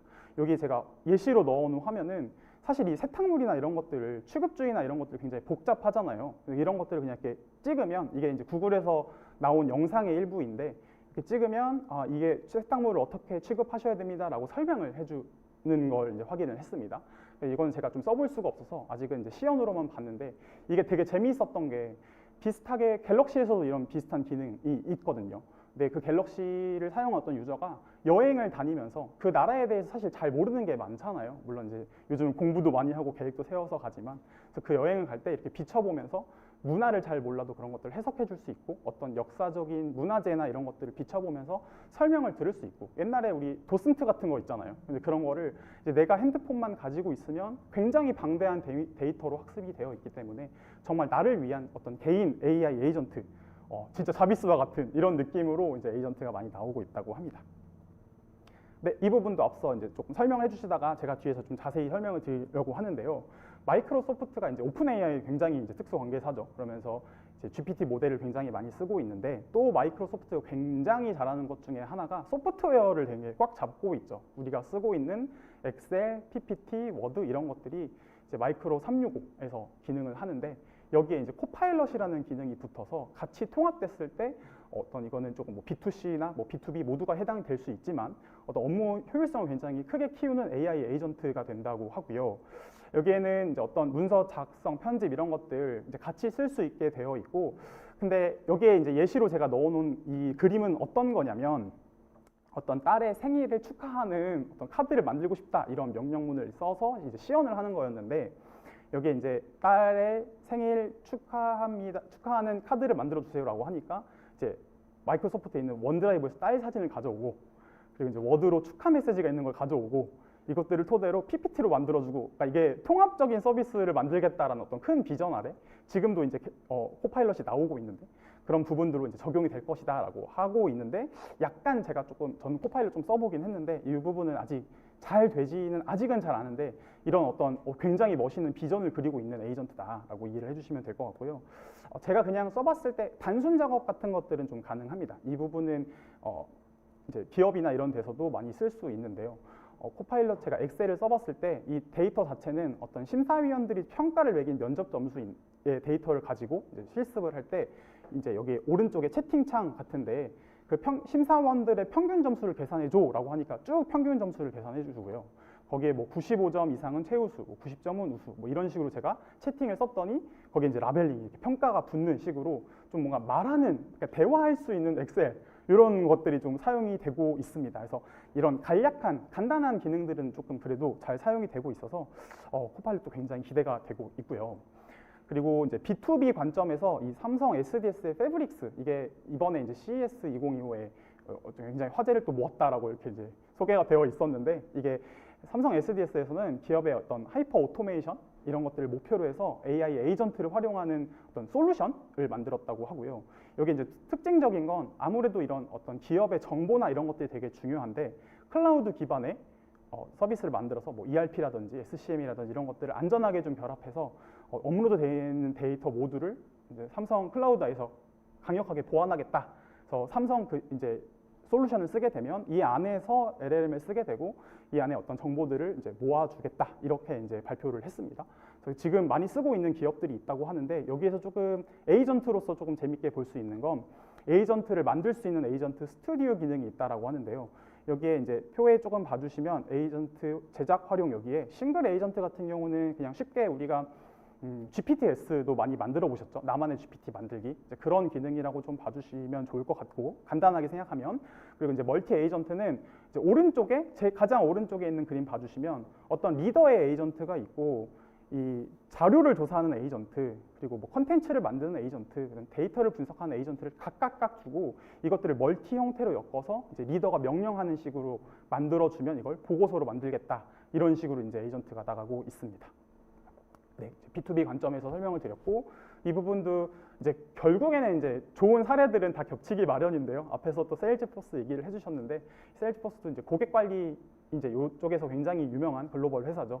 여기서도 에이전트 폴스라는 회사 플랫폼을 만들어서 대화가 진짜 인간이 개입하지 않고, 정의에서 말씀 주셨던 것처럼 인간이 개입하지 않고 자동으로 이 고객 관리를 할 수 있는 시스템을 만들겠다라고 하는데, 이것도 제가 시연 영상을 한번 봤었는데 생각보다 굉장히 깔끔하게 고객이랑 대화를 하더라고요. 지금 이제 워낙 요즘 모델 잘 나오잖아요. 그 오픈 AI, 이 챗GPT도 음성 모드 하면 굉장히 대화가 잘하는 모습을 볼 수 있는데, 그런 것처럼 고객과 실제 어떤 소통, 자연스럽게 대화하는 그런 이제 시연을 하고 있고, 이건 챗봇 형태로 나가서 채팅을 하는 기능도 있고, 뭐 여러 가지 다양한 기능들을 가지고 있는데, 이런 에이전트의 특성이 굉장히 좋은 게 뭐냐면 어떤 24시간 다 계속 돌아갈 수 있다는 거죠. 사람이 이제 상담하지 못하는 그런 부분까지도 상담을 해줄 수 있고, 근데 당연히 이제 우려가 있는 부분이 있을 테니까 상담 이력 같은 것들은 모아서 나중에 이제 한 번 더 체크하고 잘 처리가 되었는지 체크하고, 그리고 이제 이런 자동화 기능 취소하거나 교환까지도 처리를 해준다고 하더라고요. 그래서 그런 이제 기능들까지 부과되고 있는 어떤 에이전트, 고객 관리 에이전트겠죠. 그런 분야가 이제 B2B 분야에 있습니다. 네, 마지막으로 에이전트 분야에 또 소개를 해드릴 거는 홈 AI 에이전트 분야로 조금 설명을 드려야 할 것 같은데요. 이 아마존에서 알렉사, 이 인공지능 스피커 이런 것들 되게 많이 썼는데, 이제 알렉사 플러스라는 이제 이름으로 어떤 에이전트 개념의 어떤 이제 음성 비서를 넘어서 이제 행동 중심의 에이전트를 설계하겠다라는 이런 발표를 아마존에서 했습니다. 그래서 이게 스마트홈 기능, 이제 뭔가 집을 갔을 때, 나 피곤해 잘게라고 하면 그냥 불이 꺼지고 블라인드가 쳐지고 막 이렇게 되는 거죠. 그래서 내가 이제 주말인데 청소 시작하자라고 하면 뭐 세탁기가 돌아가고, 이렇게 이제 뭐 로봇 청소기가 돌아가고, 이렇게 이제 에이전트 시대가 되는 거죠. 근데 여기에 또 되게 재미있었던 그 이제 시연할 때 거기 사례가 뭐냐면, 강아지한테 밥을 줬는지 기억이 안 나는 거예요. 가족 중에 누가 밥을 줬을 수 있잖아요. 그래서 오늘 강아지한테 밥을 줬나 했더니, 이제 걔가 영상을 분석해가지고 조금 전에 뭐 동생이 밥을 줬습니다, 뭐 이렇게 정말 이렇게 어떤 에이전트 형태의 모든 것들을 이루게 하는 그런 사례들을 좀 봤습니다. 근데 이거는 정말 이게 자비스처럼 어떤 느낌이죠. 나를 위한 어떤 비서 같은 것들. 그래서 이런 홈 AI, 홈 디바이스 같은 것들을 좀 설치해 두면 어떤 뭐 주방이라든지 뭐 거실이라든지 뭐 방이라든지 안방이라든지 이렇게 다 쓸 수 있는 어떤 이제 홈 AI 에이전트를 만들겠다라는 거고요. 이게 또 국내 사례와 국외 사례를 같이 봐야 하니까, 국내에서는 이제 LG전자가 또 어떤 이제 홈 가전 이런 거 굉장히 잘 하잖아요. 여기서도 LG전자 퓨론이라는 이제 스마트 홈 플랫폼 이걸 이제 만들고 있는데, 거기에 퓨론이라는 이제 퓨처와 뉴런 이 합성어로 만들어서 어떤 고객의 일상적인 경험 이런 것들을 공간과 미래를 함께하겠다는 의미로 만들어내고 있는 어떤 이제 기능이라고 합니다. 근데 이것도 저는 되게 굉장히 기대가 되는 게, 또 LG전자가 이제 전자제품 쪽에서는 워낙 잘 만드니까 그런 부분을 같이 연결하면 정말 우리 실생활에 많이 사용되는 이제 에이전트가 되지 않을까라는 기대감을 가지면서 좀 사례를 살펴봤습니다. 끝으로 좀 제가 사례를 조금 이제 설명을 막 급하게 막 드리긴 했지만, 말씀드렸던 것처럼 제가 최대한 써볼 수 있는 것들은 써보면서 여러분들께 설명을 한번 드려보고 싶어서 이제 제가 써본 것들을 말씀을 드렸고, 또 최신 사례로 좀 많이 가져오다 보니까 제가 또 본의 아니게 연구원님께 자료를 또 늦게 드리긴 했지만 그만큼 최신 자료를 드리려고 했다라는 부분을 좀 양해를 부탁드립니다. 그래서 이 사례로 한번 정리를 해본 AI 에이전트를 한번 봐주시면, 이제 빅테이크 기업을 조금 중심으로 아무래도 AI 에이전트가 많이 발달을 하고 있죠. 그래서 그런 부분에서 특히 이제 어떤 이 인공지능 비서, 에이전트 이런 데 큰 투자를 많이 하고 있는데, 이제 일상생활에서 어떤 이제 보조, 나를 위한 비서처럼 상호작용하는 고도화된 AI 시스템을 목표로 한다. 그래서 이런 주요 동향은 한 5가지로 제가 정리를 해봤는데요. 첫 번째는 멀티모달의 어떤 인터페이스가 강화된다라는 겁니다. 그래서 어떤 이제 말로만 대화하는 게 아니라 눈이 달린, 뭐 손이 달린 이런 GPT처럼 멀티모달 형태의 어떤 인터페이스, 이런 멀티모달 초점을 두고 있다라는 게 좀 AI 에이전트고요. 그다음에 자연스러운 상호작용은 이제 이게 아무래도 원천 모델 성능이 좋아지다 보면 당연히 AI 에이전트도 이런 상호작용하는 거가 많이 늘어날 수밖에 없겠죠. 그래서 이건 점점 좋아질 거라는 기대감이 있고요. 그리고 이제 플랫폼이 통합된다라고 하는 건 어떤 이제 세세하게 하나하나 특정한 어떤 AI의 이제 발전도 있겠지만, 이것들 플랫폼을 해서 좀 통합적으로 우리가 이제 AGI 시대다 해서 일반 인공지능 시대라고 얘기를 하는데, 그런 것처럼 어떤 다양한 역할들을 함께 묶어갈 수 있는 어떤 플랫폼의 통합, 이런 것도 하나의 트렌드라고 볼 수 있고, 그리고 이제 굉장히 요즘 투자, 퍼플렉시티도 이제 오픈 AI에서 일하던 분들이 이제 퍼플렉시티를 만들면서 굉장히 투자를 받고 많이 키웠잖아요. 그래서 그런 점점 이 AI 시장도 규모가 커질 거고, 어떤 상업적인 활용이나 이런 부분들이 늘어날 것이고, 마지막으로 이제 이 굉장히 고려해야 할 부분이지만 AI 에이전트가 어떤 윤리적이나 법적인 문제도 함께 고려를 해야 이 서비스가 이제 생기고 늘어난다고 해도 어떤 우리 실생활에서 또 피해를 보거나 이러면 안 되니까 그런 부분도 함께 고려를 해야 할 것 같습니다. 네, 이상으로 발표 마치도록 하겠습니다. 감사합니다.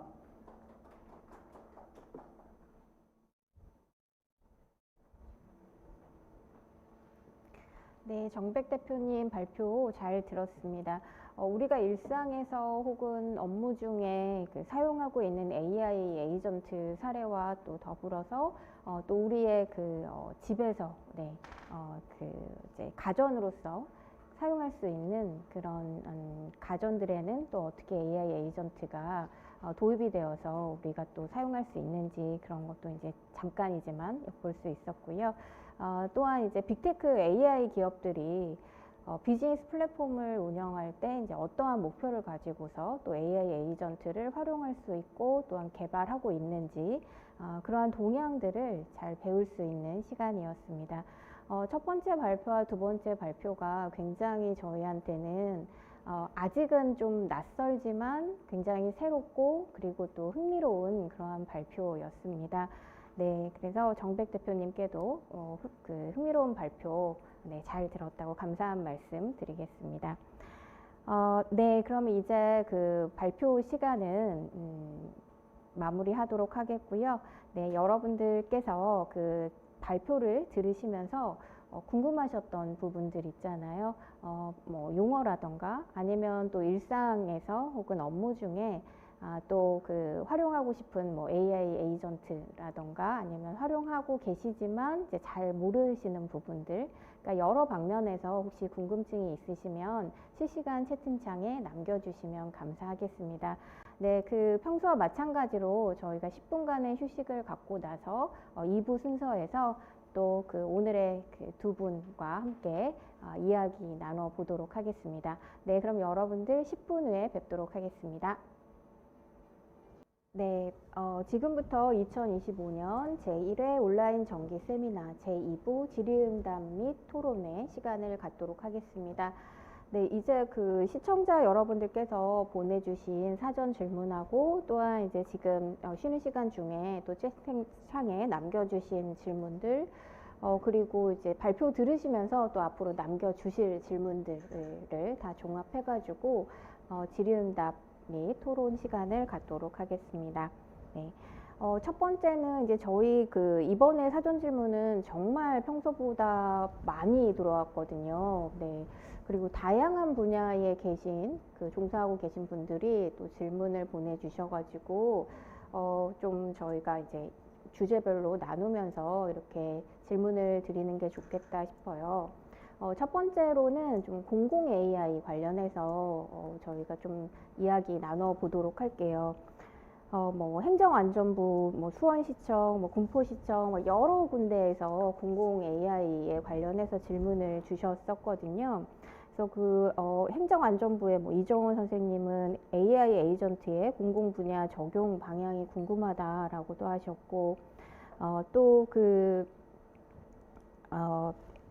이제 수원시청에서도 행정에서의 AI 도입 및 파급 효과에 대한 예상 기대치 뭐 이런 것들을 되게 질문을 많이 해주셨었어요.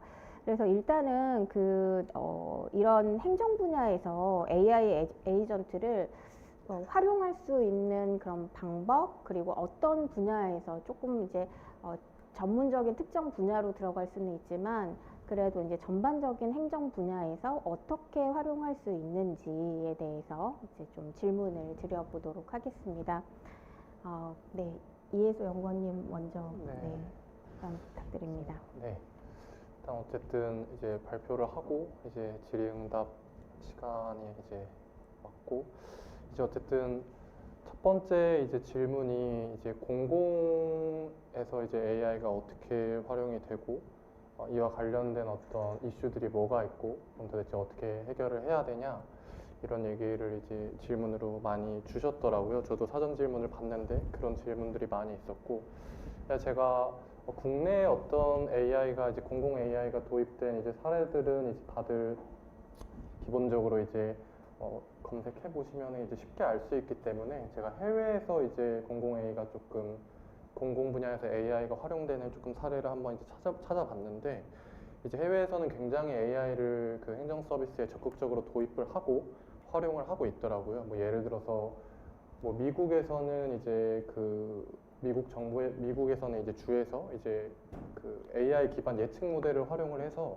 이제 미국에서는 사실 허리케인이나 이런 자연재해들이 굉장히 많이 일어나는데, 이런 허리케인 발생 시에 어떤 기상 데이터나 어떤 교통량 정보, 뭐 소셜미디어 게시물을 이제 분석을 해서 적절한 대피 시간이나 경로를 좀 시민들에게 제공을 한다든지, 그래서 이를 통해서 조금 재난 대응이나 이렇게 신속성이나 효율성을 대폭 확보할 수 있게 만든다든지, 아니면 뭐 싱가포르에서는 이제 AI 기반 개인 맞춤형 행정 서비스를 이제 제공을 하면서 이거는 우리나라에서도 아마 지속적으로 추진하고 있고 지금도 적용하고 있는 걸로 아는데, 과거에는 뭐 사실 우리가 공공 서비스를 활용을 하게 되면은 이제 시민들이 사실 굉장히 번거로운 어떤 그 과정을 다 거치고 찾고 이제 하는 데 있어서 이제 굉장히 오래 걸리고, 사실 모두 다 아시는 것처럼 굉장히 번거롭잖아요.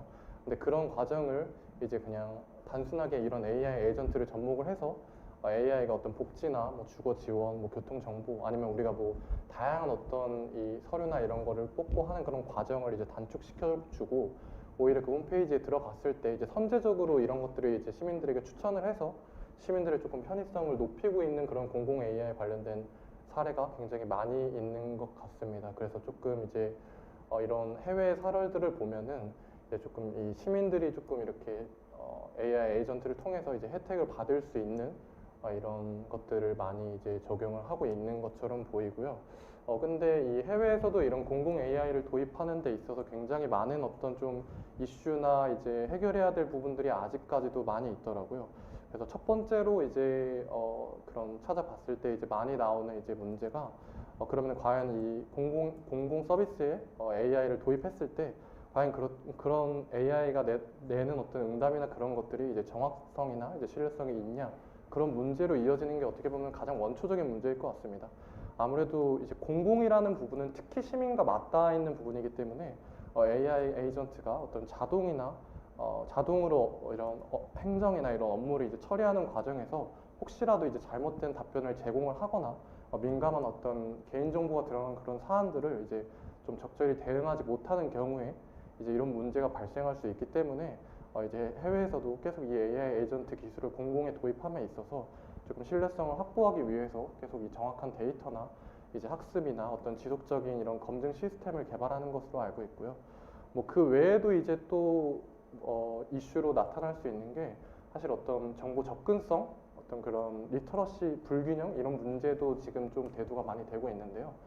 뭐 비단 AI 에이전트로 가지 않아도 우리가 사실 이제 지금 어떤 이 인터넷 환경만 보더라도 하더라도 사실 이제 아시는 분들은 그런 공공 AI 서비스를 이제 잘 그런 기술을 접목해서 활용을 하지 실제로 이제 노년층이나 아니면 이런 기술 접근이 좀 어려우신 분들은 사실 지금의 이 AI가 많이 접목되지 않은 지금의 상황에서도 공공에서의 어떤 그 기술, 공공에서의 다양한 기술이 이 접목된 이런 것들을 활용하는데 굉장히 어려움이나 한계를 많이 겪고 있습니다. 근데 이런 것들이 이제 AI가 접목이 되면 더 심화될 것으로 판단이 되고요.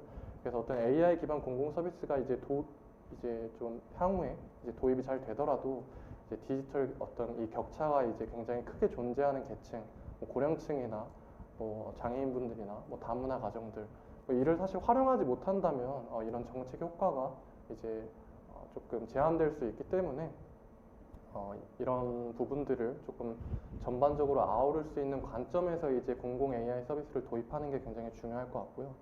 그리고 이것도 굉장히 중요한 문제인데 사실 인프라 구축 문제도 큽니다. 그럼 도대체 이제 공공 AI를 이제 이 도입하는 과정에서 이런 시스템을 이제 굉장히 효과적으로 운영하기 위해서 이제 그거를 잘 아는 이제 전문 인력들이 필요할 텐데 그럼 과연 이 지자체들이나 이제 정부에서 이런 것들을 이제 AI를 도입하고 이제 운영할 수 있는 과연 인프라가 잘 구축되어 있냐 그런 부분에 대해서는 아직까지는 퀘스천 마크가 붙는 게 사실이거든요. 그래서 이제 좀 정부 차원의 이제 지원 프로그램을 잘 마련하는 게 필요할 거고 이제 공공 부분에서도 이 AI가 도입이 잘 될 수 있게 조금 초기 비용을 줄이고 이 장벽을 낮출 수 있는 좀 방안을 잘 이제 모색을 하는 게 좀 중요할 것입니다. 제가 말하는 어떤 이런 부분들이 조금 이제 잘 해결이 된다면 이제 공공 분야에서도 이런 AI 에이전트가 자동화된 민원 처리라든지 뭐 실시간 데이터 분석이라든지 뭐 의사 결정이라든지 이런 것들을 이제 근본적인 어떤 프로세스를 좀 재설계함으로써 이제 좀 공공 행정에서도 이런 AI가 더욱 효과적으로 활용될 수 있는 부분이 있지 않나 그렇게 생각을 하고 있습니다. 네. 안 그래도 동해시청에 그 서주용 선생님께서 공공기관의 AI 에이전시를 그 도입했을 시에 문제점이 어떤 게 있을까요? 라는 질문을 주셨는데 지금 또 답변 중에 그런 문제점들을 언급을 해주신 것 같아요. 그러니까 뭐 구체적인 사례는 아니었지만 그래도 이제 그 전반적으로 나타날 수 있는 그런 그 문제에 대한 예측이었는데요. 뭐 리터러시의 불균형, 또 세대 간의 그 불균형, 그리고 빈부의 격차에 따라서 이걸 접근할 수 있는 사람과 접근할 수 없는 사람 관계. 저희가 사실은 쉬는 시간 중에 이제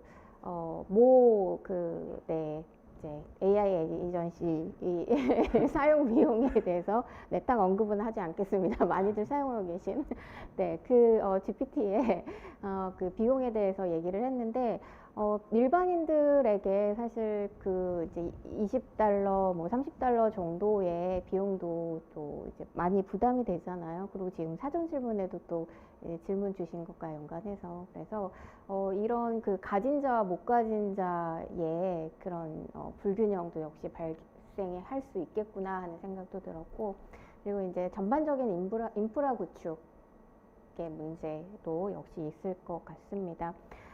혹시 그러면 이제 지금은 이제 크게 말씀을 해주셔서 구체적으로는 그럼 이제 어떤 사례로서 좀 그 대답을 주실 수 있으실까요? 네. 네.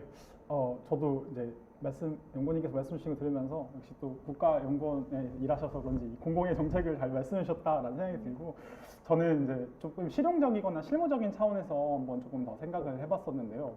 아무래도 이제 공공 서비스의 효율화나 이런 부분들이 굉장히 중요할 것이고 이 AI를 도입하는 게 뭐 AI 에이전트를 도입하는 게 사실은 어떤 이들이 겪고 있는 어려움을 해결하는 방안에서 보통 이제 AI 많이 이제 도입이 되고 있습니다. 그래서 제가 앞서 그 사례로 설명드리긴 했지만 아직 조금 갈 길이 멀긴 한데 이런 코파일럿이나 이런 부분들이 어차피 이 마이크로소프트에서 쓰고 있는 이 365 이런 것들 다 이제 계정에 어떤 비용이 다 들잖아요. 그런 것들도 같이 이제 코파일럿이랑 같이 좀 적용이 되면 사실은 또 공공기관에서 일하시는 분들이 또 실무자분들이 많이 힘들어하시는 것 중에 어려워하시는 것 중에 하나가 행정 업무가 좀 반복되고 어떤 틀을 만들고 이런 것들을 되게 많이 이제 반복 작업으로 많이 좀 번거롭거나 이제 그런 부분들 많이 얘기를 해주시더라고요. 저도 어떤 컨설팅이나 이런 걸 가다 보면 그런 것들도 어떤 자동화된 상태의 보고서를 만들거나 이 코파일럿을 좀 적용하면 그런 부분들을 조금 더 덜어 나가는 형식으로 조금 더 어떤 행정적인 지원이 가능하지 않을까라는 생각이 들었고요. 그리고 이제 세일즈포스에 대한 이제 사례도 말씀을 드렸는데 이제 공공사례 분야에서도 어떤 챗봇이나 이런 것들을 조금 민원 형태를 민원으로도 되게 좀 어려워하시는 분들이 많으시잖아요. 그래서 그런 부분들도 어떤 좀 챗봇 형태의 너무 이제 어려운 질문들을 잘못 답변하면 위험할 수 있기 때문에 초기에 좀 대응할 수 있는 것들은 좀 가볍게 안내 사항으로 갈 수 있는 것들은 좀 안내를 해주고 그런 부분들을 이제 어느 정도 걸러낼 수 있는 그런 형태로 좀 에이전트가 적용되지 않을까라는 생각을 했었습니다. 제가 이제 그 관공서에 한번 교육을 나갔을 때 이제 직원분들이 사용하는 어떤 GPTS를 만드는 그런 교육을 한 적이 있었거든요. 근데 이게 그때 제가 느낀 게 뭐냐면 사실 이제 어떤 이제 시민과 국민과의 어떤 서비스를 할 때 잘못된 정보가 나가는 것에 대한 굉장히 어려움이 있는데 그러면 그것까지는 이제 어떤 이제 대면할 수 있는 서비스는 어려울 수 있지만 직원들 간에 서로 소통하는 어떤 GPT, 그러니까 뭐 인사팀이나 뭐 이렇게는 조금 이제 움직임을 갖고 계신 것들을 좀 봤거든요. 그래서 조금씩 할 수 있는 분야에서 점점 적용을 하면서 그런 것들이 성능이 좀 좋아졌을 때 어떤 고객과도 국민들과도 소통할 수 있는 그런 서비스로 좀 확대해 가면 좋지 않을까라는 생각이 들었고요. 그리고 이제 어쨌든 이 행정이나 뭐 복지 이런 부분에서는 이제 웹 에이전트를 제가 막 여러 가지 서비스들이 나오고 있다 이런 설명을 드렸는데 제가 사실 이 웹 에이전트 이제 사례 조사하면서 느꼈던 게 이제 뭐 저희 개인적인 얘기긴 하지만 저희 어머니가 사이버대 수업을 막 열심히 들으시면서 컴퓨터를 많이 쓰시는데 이걸 이제 메뉴를 찾기 되게 어려워 하시더라고요. 그래서 이 웹 에이전트 이제 뭐 어르신들을 위해서 이런 웹 에이전트 형태 앱이라든지 뭐 웹이라든지 이런 게 좀 있다면 막 이렇게 그 컴퓨터 보여드리면 막 빠르게 막 찾잖아요. 천천히 좀 해 막 이러시는데 그런 것들도 좀 어떤 이제 공공 서비스나 어떤 행정 서비스에 도입하면 되게 좋은 서비스가 되지 않을까. 근데 이것도 이제 시작인 단계니까 그런 부분들도 좀 장기적으로 한번 고려해 보면 좋지 않을까 그 정도로 생각을 했고요. 혹시 한 가지만 좀 다른 얘기긴 한데 아까 이제 뭐 비용이나 이런 얘기를 해주셔서 이게 어쨌든 현황이나 네, 이런 그 질문을 그러면 저거, 비용 네. 말씀해 주시니까 네. 네, 그 홍성준 선생님께서 질문해 주신 AI 에이전트를 사용하려고 하다 보면 API 키가 유료인 경우가 많아서 부담이 되는데 API 키를 무료 사용할 수 있는 오픈소스 기반 AI 에이전트를 추천해 주세요라는 질문과 더불어서 네. 또 네, 말씀을 해주세요. 한 번에 하면 되겠네요. 네. 저도 이 질문을 아까 쉬는 시간에 좀 확인을 했는데요. 이건 좀 여러 가지 조금 이제 답변이 될 것 같은데 우선은 API 키를 사용해 보신 경험이 일단 있으신 것 같아서 좀 설명을 드리면 오픈소스 기반에 쓸 수 있는 어떤 AI 기능들이 사실 많이 나와 있기는 합니다. 뭐 라마라고 한다든지 뭐 기능상으로 구현할 수 있는 어떤 오픈소스 모델들이 많이 있는데 이게 또 오픈소스라 API 비용이 들진 않지만 결국에는 하드웨어적인 또 접근이 필요하거든요. 걔를 설치할 수 있는, 얘를 운영할 수 있는 그런 부분들이 좀 있어서 사실 비용적인 부분에 있어서 이게 부담 없이 가기가 쉽지는 않기는 합니다. 그래서 좀 그런 부분들을 어느 정도 고려를 해야 할 것 같고요. 그럼에도 불구하고 이제 무료로 쓸 수 있는 어떤 클라우드에 설치할 수 있는 정도의 굉장히 작은 크기가 작은 모델들은 저도 설치를 해서 그냥 가볍게 써보기도 한 적이 있는데 약간 성능이 조금 떨어지는 경향이 있기는 합니다. 그래서 그런 부분들을 조금 어느 정도는 감안해 주셔서 아무래도 이게 양과지를 같이 채우는 게 사실은 좀 쉽지 않거든요. 제가 여기서 너무 드라마틱하게 무료 사용하는 게 있습니다 이렇게 하면 저도 좋겠지만 이게 또 이 AI 분야라는 게 어느 정도 이 비용이나 투자 이런 것들이 계속 들어가는 부분이 사실은 좀 있어서 좀 현실적으로 이 답변을 드릴 수밖에 없는 부분을 조금 이제 양해해 주시고 오픈소스도 이제 라마 3.3이 제가 알기로 저도 개발 연구할 때 작년에 3.3이 굉장히 성능이 좋은 걸로 이제 거의 이제 오픈 AI가 만드는 모델 수준까지 왔다라는 것도 기사를 많이 봤거든요. 그래서 그런 부분들로 사용을 하게 되면 비용을 조금 절감할 수 있는 정도의 수준으로는 한번 활용해 볼 수 있지 않을까 추천을 드리고 싶었습니다. 그리고 제가 말씀드리려고 했던 내용은 아까 쉬는 시간에 이제 플러스가 $20 정도 돼서 한 3만 원 정도 되고 제가 오늘 보여드렸던 오퍼레이터는 그보다 하나 위인 프로 모델이라서 이게 이제 $200 한 달에 30만 원 정도 되거든요. 그래서 오퍼레이터도 쓰고 영상도 쓰고 그렇게 이제 다양하게 이제 써볼 수 있는 건데 물론 이제 저 같은 경우는 이걸 교육도 해야 되고 연구도 해야 되기 때문에 것들을 이제 부도걸에서 끊고 있는데 이제 결국에는 이게 오픈 AI에서도 이제 아직 썰이긴 하지만 아직 이제 루머일 수 있지만 그 다음에 나오게 될 GPT-5는 또 $2,000다 이런 얘기가 요즘 또 시장에서 나오고 있습니다. 그래서 점점 이렇게 이제 플러스 모델이 이게 정말 쓸만하네. 왜냐면 요즘 제가 학교에서 강의를 하다 보면 거의 이제 이 AI 수업 듣는 친구들 반 이상이 이미 플러스를 쓰고 있어요. 그러니까 한 달에 3만 원 정도? 이 정도는 내가 쓸 수 있겠다. 이제 이 정도의 생각이면 플러스, 사실 저도 플러스 고민 많이 했습니다만 그래도 저는 이제 연구를 해야 되기 때문에 여기까지는 한번 써보자 해서 이제 여기까지 쓰는 또 분들이 계신데 $2,000? 저도 이거는 조금 생각을 더 해봐야겠지만 아마도 나오게 되면 이제 저야 연구를 위해서 가입을 하게 되지만 이게 점점 이런 또 추세가 있다라는 설명을 드려야 할 것 같아서 이걸 조금 부연 설명을 드리려고 했었습니다. 네. 저희가 사실은 우스갯소리로 대표님이시라서 200불씩 내면서 쓰실 수 있다라고 표현을 했는데 아마 대표님도 사업이 번창해야 2,000불짜리 쓰실 수 있지 않으실까 싶습니다. 네.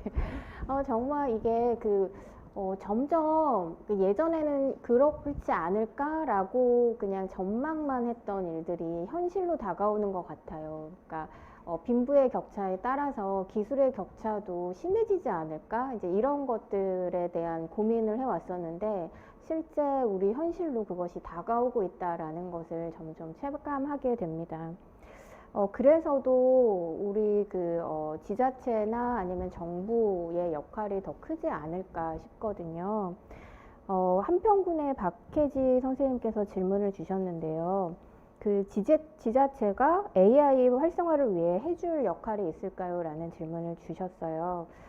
그럼 이제 앞으로 이렇게 AI 에이전트 시대로 들어서고 있고, 그리고 챗GPT가 나왔던 게 이제 2023년 즈음으로 기억을 하는데, 그때만 하더라도 앞으로 어떻게 될 거다라는 게 이렇게 빠른 속도로 변화하고 기술이 발전할 것이다 까지는 아니었던 것 같아요. 그런데 불과 한 2년여 사이 동안에 너무나 빠르게 가고 있고, 그리고 이제 저와 같은 일반 사람들은 접근하는 속도가 너무 느린 거죠. 네, 그래서 그러니까 일반 사람들을 위해서 해줄 수 있는 그런 지자체의 역할이 굉장히 크지 않을까 싶은데 조금 구체적으로 답변을 부탁드리도록 하겠습니다. 또 정책을 연구하고 계시니까 이해수 연구원님께 질문 드릴게요. 사실 말씀하신 것 제가 아까 말한 거에서의 조금 연장선상의 얘기일 것 같은데요. 말씀하신 것처럼 이제 사실 이제 비단 AI의 어떤 적용의 문제뿐만 아니라 과거에서부터 이 기술적인 부분에 있어서부터 계속 이 AI 이런 기술들이 어떤 공공 서비스에 도입이 되었을 때도 계속적으로 이런 문제들은 이제 지속이 되어 왔고요. 사실 말씀하신 것처럼 어떤 이 AI 에이전트가 이제 공공 서비스에 도입되면은 사실 이런 것들이 더 심화될 거라는 얘기도 많이 있습니다. 그래서 지자체에서 이제 AI 활성화를 위해서는 어떤 역할이 필요할까라고 했을 때 역시 어떻게 보면은 자체적으로 지자체에서 이런 교육 프로그램을 마련하는 게 중요하지 않을까 싶습니다. 어떻게 보면은 특히 이제 지자체 내에 어떤 지역이나 지방 내에는 사실 이런 AI에 대한 어떤 이 접근이나 이런 교육에 있어서 이제 사실 이 어려운 경우가 굉장히 많이 있잖아요. 그리고 비용적으로도 부담이 되시는 분들도 있고 어쨌든 그런 부분들이 있기 때문에 지자체에서는 제가 생각할 때는 자체적으로는 이런 공공 AI 서비스 도입을 위해서는 조금 이런 교육 프로그램을 조금 더 구체적으로 마련을 하고 그런 비용을 확보를 해서 조금 모두가 이렇게 AI를 활용할 수 있고 접근할 수 있는 그런 환경을 만들어주는 게 가장 중요하지 않을까 싶습니다.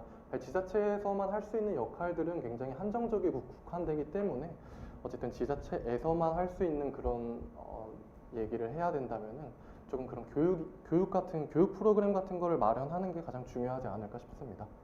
네. 그러면 또 이제 정백 대표님께서는 또 어떤 제안 같은 거 있으실까요? 제가 지자체에 대해서 조금 뭔가 말씀을 드리기 좀 그러니까 어렵다기보다 좀 제가 교육 네, 가셨을 때 네. 경험이나 뭐 이런 것들. 근데 이게 결국에는 같이 이 목표성이나 방향성을 잘 제시를 해야 하는데 이 AI에 대한 이해, 그러니까 말씀하신 대로 사실 교육이나 이런 것들이 굉장히 중요한 게 AI가 또 모든 거를 다 해결하는 건 아니다 보니 이 어떤 지자체에서 쓸 수 있는 어떤 범위나 이런 것들을 조금 잘 이제 목표 설정이나 이런 것들을 좀 잘 해야 하지 않을까. 이게 어느 정도 AI가 다 해줄 수 있는 게 아니긴 하잖아요. 그래서 그런 방향성들을 좀 잘 맞춰가는 게 좋지 않을까 정도로 일단 얘기를 하고 싶습니다. 네, 감사합니다. 그 사이에 또 실시간 질문이 들어와서요. 네, 임지혜 선생님께서 질문을 해주셨는데, 안녕하세요. 좋은 강의 감사드립니다. 에이전트 용어가 생소하기도 한데요. AI 시대가 아닌 AI 에이전트로 명명하는 특징이 있을까요? 라고 질문 주셨습니다. 네, 사실은 많은 분들이 이제 AI 에이전트?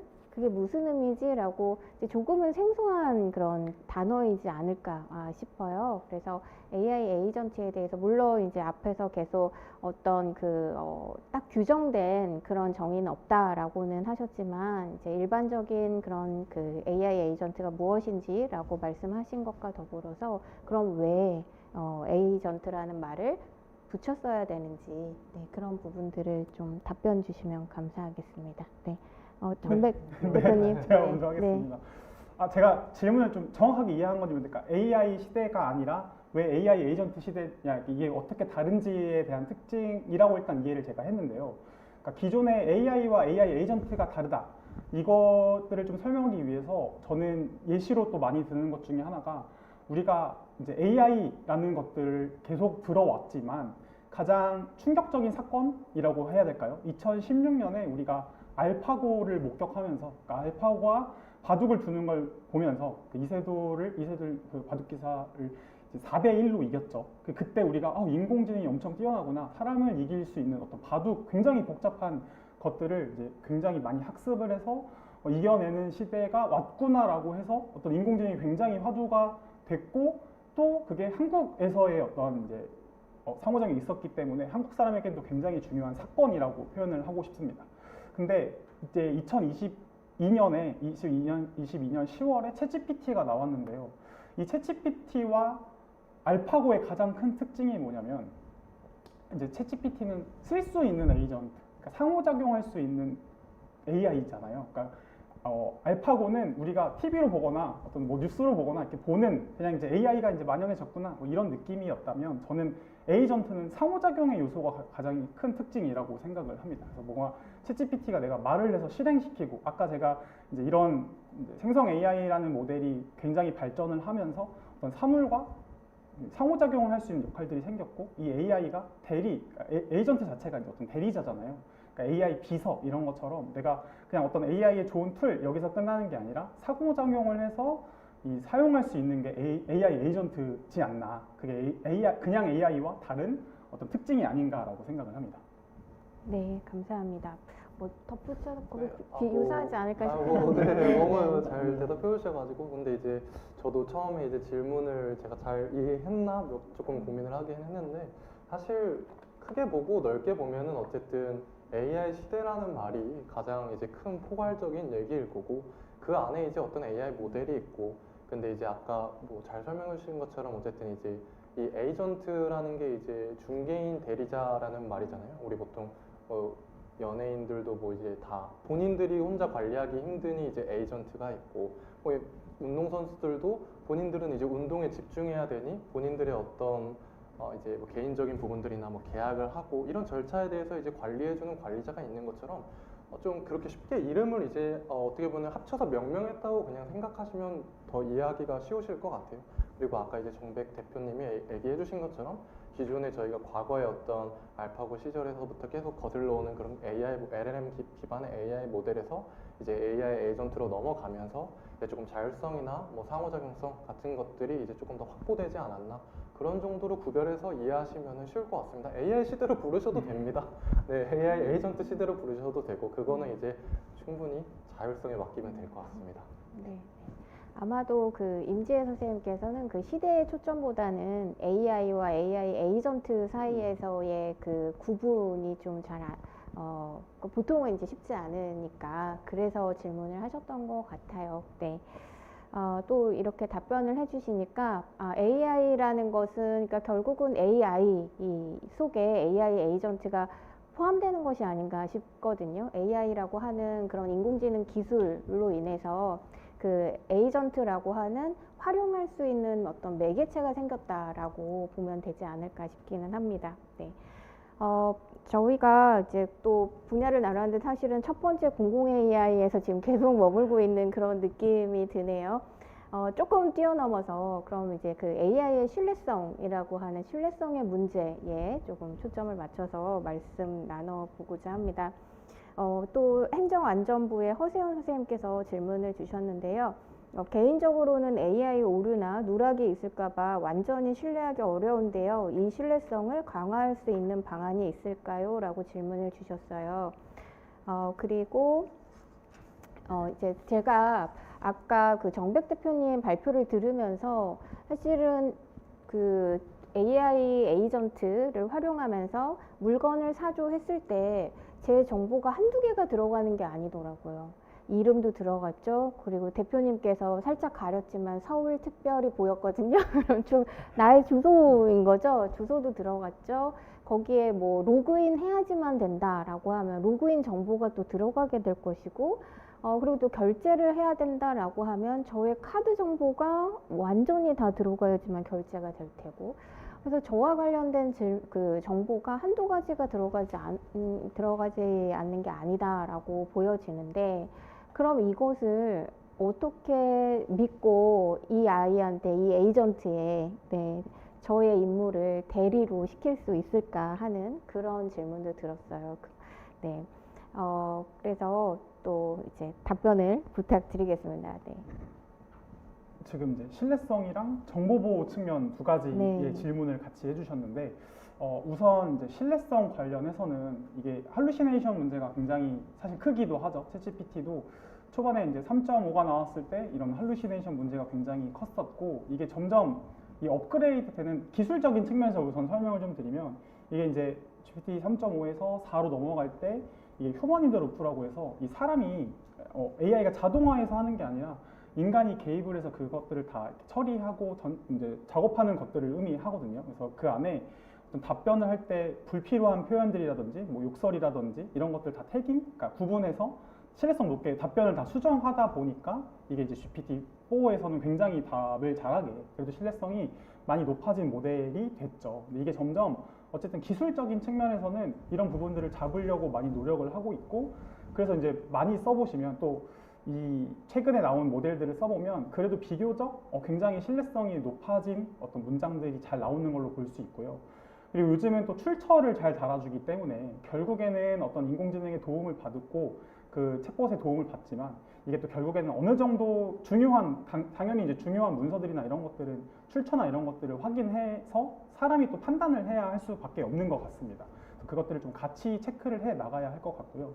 그리고 요즘엔 또 XAI라고 해서 Explain 그 Ability라고 이제 설명 가능성 강화라는 또 기능이 추가가 계속 되고 있어요. 그래서 이게 5원 추론 모델, 제가 이거 설명을 어떻게 드릴지 모르겠는데 5원 그 이제 그 프로 모델에서 쓸 수 있는 어떤 그 추론 모델, 요즘 플러스에서도 간단히 몇 개 질문을 할 수 있는데 거기서 써보시면 얘가 어떻게 답변을 하는지 이 과정들을 다 보여주거든요. 그래서 이렇게 설명 가능한 부분들을 다 보여주기 때문에 제가 이게 앞에서 비용을 얘기하다 보니까 갑자기 부담이 돼가지고 그래서 그런 부분들을 이제 보여줄 수 있기 때문에 이제 여러분들이 사용하시면서 이 과정들을 잘 찾아가고 있는지, 내가 원하는 답변들이 잘 나왔는지, 정확한 출처 문서들을 가져왔는지 이런 것들을 조금 같이 파악을 해주시면 좋을 것 같고, 대표적인 예가 퍼플렉시티죠. 거기가 이제 원하는 그 내가 검색한 어떤 검색 에이전트로서 그 출처된 웹페이지를 다 링크를 해주잖아요. 그래서 저도 퍼플렉시티 진짜 많이 잘 쓰고 있거든요. 정보 검색할 때. 그래서 그러면 그걸 검색을 해서 가져왔을 때 출처들이 다 나오기 때문에 확인을 하고, 이렇게 조금 아직은 완벽한 AI는 없다고 생각을 하고 있어요. 지금까지는. 그래서 그 부분들 어느 정도 인간이 조금 이제 신뢰성이나 이런 부분을 같이 체크를 해 나가면 어떨까 싶고요. 정보 보호에 대한 얘기도 조금 간단하게 설명을 드리면, 저도 그 오퍼레이터 쓰면서 이게 캡처된다고 말씀을 드렸죠. 사용할 때 다 캡처돼서 제 정보나 이런 것들 다 이제 어쨌든 오픈AI가 다 캡처를 해서 이제 가져가는데, 제가 오늘 뭐 발표 자료야 그냥 이게 가려서 보여주긴 했지만 결국엔 제 정보가 다 캡처가 된 거거든요. 근데 뭐 오픈AI에서는 이거를 쓰지 않겠다, 혹은 그 데이터를 설정에 들어가면서 저장하지 않게 하는 또 기능들이 부가적으로 있기는 합니다. 그래서 그게 조금 우려되신다 싶으면 우선 그런 부분들을 데이터를 수집하지 않게 하는 기능들을 활용해서 일단 그 창을 꺼주시면 좋을 것 같은데, 사실은 그럼에도 불구하고 뭐 공공기관이나 이렇게 이제 얘기를 해서 사용을 하다 보면 그래도 어떤 이제 이 사람들의 데이터, 어떤 시민들의 데이터 이런 것들을 쓰는 것들에 대해서 굉장히 우려를 많이 하고 계시죠. 그래서 이런 것들은 좀 데이터를 사용할 때 이거는 데이터를 어떤 보관하는 것도 다 법적인 측면에서 어떤 윤리적인 측면에서 규제가 다 있기 때문에 그런 것들을 또 어떤 사용자가 잘 준수를 해야 하지 않나 싶은 생각이 있고, 이것도 조금 기술적인 부분을 설명을 좀 드리면, 그러니까 결국 미래적으로 봤을 때 이런 것들을 기술적으로도 좀 많이 해결하고 있는데요. 이 데이터를 뭐 비식별화하는 기능들은 워낙 이제 많이 알고 계실 거고, 어떤 이제 이름을 익명화하거나 이런 부분들도 많이 적용이 되고 있는데, 이게 또 페더레이트 러닝이라는 또 개념이 있어서 이 AI 모델을 이제 개발을 할 때 그냥 데이터를 다 가져와서 이제 모든 데이터를 수집하는 게 아니라 그 AI가 학습한 값들, 그 학습한 이제 능력치들을 가지고 와서 모으는 식으로 또 학습하는 기술들이 많이 발전을 하고 있습니다. 그래서 이 부분들이 어느 정도 기술적으로 따라가는 부분도 있고, 또 사용자가 또 준수해야 되는 것들도 있고 해서 결국에는 모두가 함께 이것들을 지켜나가야 하지 않나라고 우선 의견 드리고 싶습니다. 네, 감사합니다.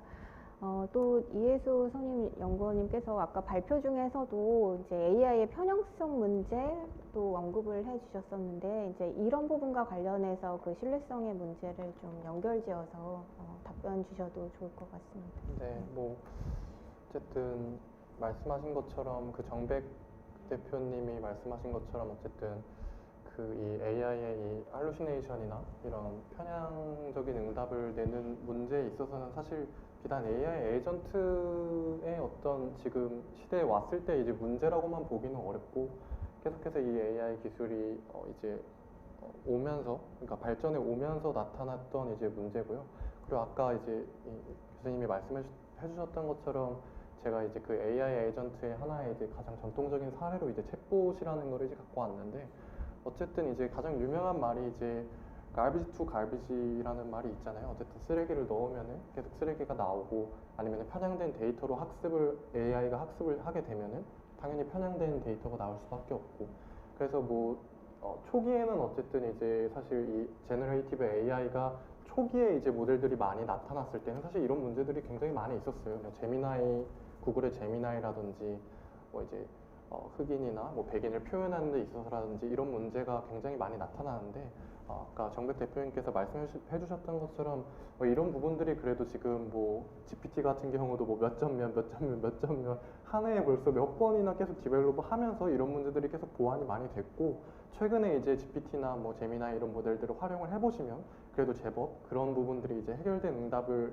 아웃풋으로 내주기 때문에 그런 부분들이 이제 조금 해결이 많이 되고 있다고 생각을 하고요. 아까 이제 정백 대표님께서 굉장히 기술적인 얘기를 많이 해주셨어요. 이제 저희가 굉장히 생소한 어떤 연합학습이라든지 뭐 데이터를 이제 정보 처리에 이제 저장하지 않고, 이제 개인정보 같은 경우는 이제 그 자기의 개인 기기에서만 학습을 하고 학습된 데이터만 중앙정보로 보낸다든지, 그런 부분의 어떤 기술적인 개선도 있고, 뭐 XAI, 설명 가능한 AI 이런 것들도 사실 굉장히 중요한 부분이죠. 근데 제가 생각할 때는 어쨌든 기술적인 그런 보완뿐만 아니라 사실 중요한 것은 어쨌든 제도적인 부분과 개인적인 부분이 이제 이용하는 개인자의 어떤 그 해결도 중요하고, 이제 국가 차원에서 이 제도적인 부분도 굉장히 중요한데, 사실 AI 기본법 같은 경우도 이제 작년에 계속 계류를 하다가 이제 올해 이제 작년 연말에 이제 통과가 돼서 이제 올해부터 아마 이제 좀 본격적으로 이제 논의와 합의를 거치면서 이제 시행이 될 것으로 이제 예정이 되고 있고, 그 외에도 이제 아마 혹시 다들 아시는지 모르겠지만 작년에 이제 AI 안전연구소라는 게 이제 개소를 했어요. 뭐 미국이나 영국, 일본에도 이미 선제적으로 AI 안전연구소를 개소를 했고, 한국에도 이제 올해 연말에 이제 AI 안전연구소가 판교에 개소를 했는데, 말 그대로 이제 AI 안전과 어떤 신뢰와 관련된 이제 평가라든지 정책 연구라든지 그런 대외 협력이라든지 그런 부분들을 이제 다방면에서 진행하는 이제 연구소라고 보시면 되고요. 그런 식으로 이제 AI 기본법이나 AI 안전연구소의 이제 안정적인 정착 이런 것들이 조금 제도적으로 잘 이루어져야 우리가 너무 지금 AI 기술 개발에만 사실 이렇게 맹목적으로 이렇게 발전을 시키다 보면은 사실 이런 기술적 방안이 잘 이루어진다고 기술적 개발이 잘 이루어진다고 하더라도 이 신뢰성 강화나 이런 부분들이 굉장히 좀 뒤따라가기 좀 이렇게 버거울 수 있기 때문에 그런 부분들이 좀 균형적으로 제도적으로 잘 보완이 돼야 될 거라고 생각을 하고요. 그리고 아까 이 정백 대표님도 뭐 개인적인 부분들도 잘 얘기해 주셨지만 휴먼 인더 루프도 당연히 중요하고 사실 우리가 요새 AI를 이용하면은 굉장히 그게 정답인 것처럼 의존하는 경향이 사실 강하거든요. 물론 정답에 가깝겠지만 어쨌든 좀 결국에는 그 AI가 도출한 응답을 아니면 AI 에이전트를 통해서 활용하는 어떤 그런 과정들이 결국 우리가 사용하고 우리한테 결국 활용이 된다는 점에서 조금 이제 그런 AI 리터러시 정신을 가지고 조금 그 응답에 대해서 한번 고민도 해보고 이게 맞는지 좀 추론도 해보는 그런 것도 필요하지 않을까 이렇게 생각을 합니다. 네, 그래서 결론적으로는 좀 기술적인 어떤 계산뿐만 아니라 제도적인 차원, 개인적인 차원 이런 복합적인 좀 이런 해결책들이 복합적으로 이루어져야 이런 AI 신뢰성에 대한 문제는 종국에는 좀 그래도 잘 해결되지 않을까 싶습니다. 네, 감사합니다. 안 그래도 이제 김수현 선생님 이외에 그 AI 에이전트의 비윤리적 사용 방지를 위한 정책적인 방안 뭐 이런 질문들을 많이 해주셨는데 지금 이제 답변에서 조금 그 답을 찾을 수 있지 않을까 싶기도 합니다. 그리고 실시간 질문이 들어와서요. 남혜진 선생님께서 질문을 주셨습니다. 그 에이전트가 더 똑똑하고 정교해질수록 신입사원에 대한 수요가 줄어들 것 같습니다. 이전에 다른 포럼에서 AI가 성장할수록 빈부격차가 심해지고 중간층이 사멸된다고 들은 바가 있는데 앞으로도 경력직과 능력자만 우대하는 경향이 더 강해지지 않을까 하는 추측이 듭니다. 혹시 현재 취업 준비 중인 그 청년들에게 조언을 좀 부탁드려도 괜찮을까요? 라고 질문을 주셨습니다. 가장 최근에 사회에 나오셨을 것 같아가지고 네, 먼저 좀 답변 들어볼게요. 네, 실제로 이제 학교에서도 많이 듣는 학생들이 많이 고민하는 부분이기도 하고 많이 듣는 질문이기도 한데요. 결론적으로 좀 말씀드리면 이제 이게 AI 때문에 이제 일자리를 잃는다 이런 얘기를 많이 다루기도 하죠. 근데 저는 결론적으로는 AI가 어떤 일자리를 빼낸다기보다 AI를 잘 다루는 사람이 이제 AI를 다루지 못하는 사람의 일자리를 대체할 것이다라고 생각을 하는데요. 이게 어떤 이제 신입사원이 줄어든다라는 수치적인 부분이 물론 존재할 수 있지만 이 기존의 형태와 좀 다른 형태의 회사들이 많이 또 생겨나고 있고 그리고 이 AI를 좀 잘 다루게 되면 그만큼 자신이 가진 능력에 어떤 AI를 다루는 능력까지 더하면 이 능력이 더 커질 수 있기 때문에 저는 이제 지금 앞으로 우리가 사는 사회에서는 그냥 나 혼자 하는 어떤 내 능력을 키우는 것뿐만 아니라 AI를 잘 다뤄서 나의 능력 플러스 AI 능력 이렇게 좀 잘 갖추는 게 이제 우리가 앞으로 미래에 좀 갖춰야 할 자세가 아닌가라는 생각이 좀 들어서 이게 이제 단순히 어떤 AI 때문이다라고 생각하기보다는 조금 더 그런 부분을 오히려 나의 강점으로 가지고 또 젊은 세대의 강점이 또 빨리 배울 수 있는 강점이잖아요. 이게 또 청년의 조언을 해달라고 또 하셨으니까 그래서 그런 부분들을 오히려 내가 지금 기회라고 생각해서 더 AI를 잘 다루는 그런 이제 능력들, 활용 능력 이런 것들을 좀 키워나가시는 게 좋지 않을까라는 생각이 듭니다. 네, 감사합니다. 사실은 또 여기 그 사전 질문 중에서 AI의 미래 전망에 대한 질문이 굉장히 많이 있었어요.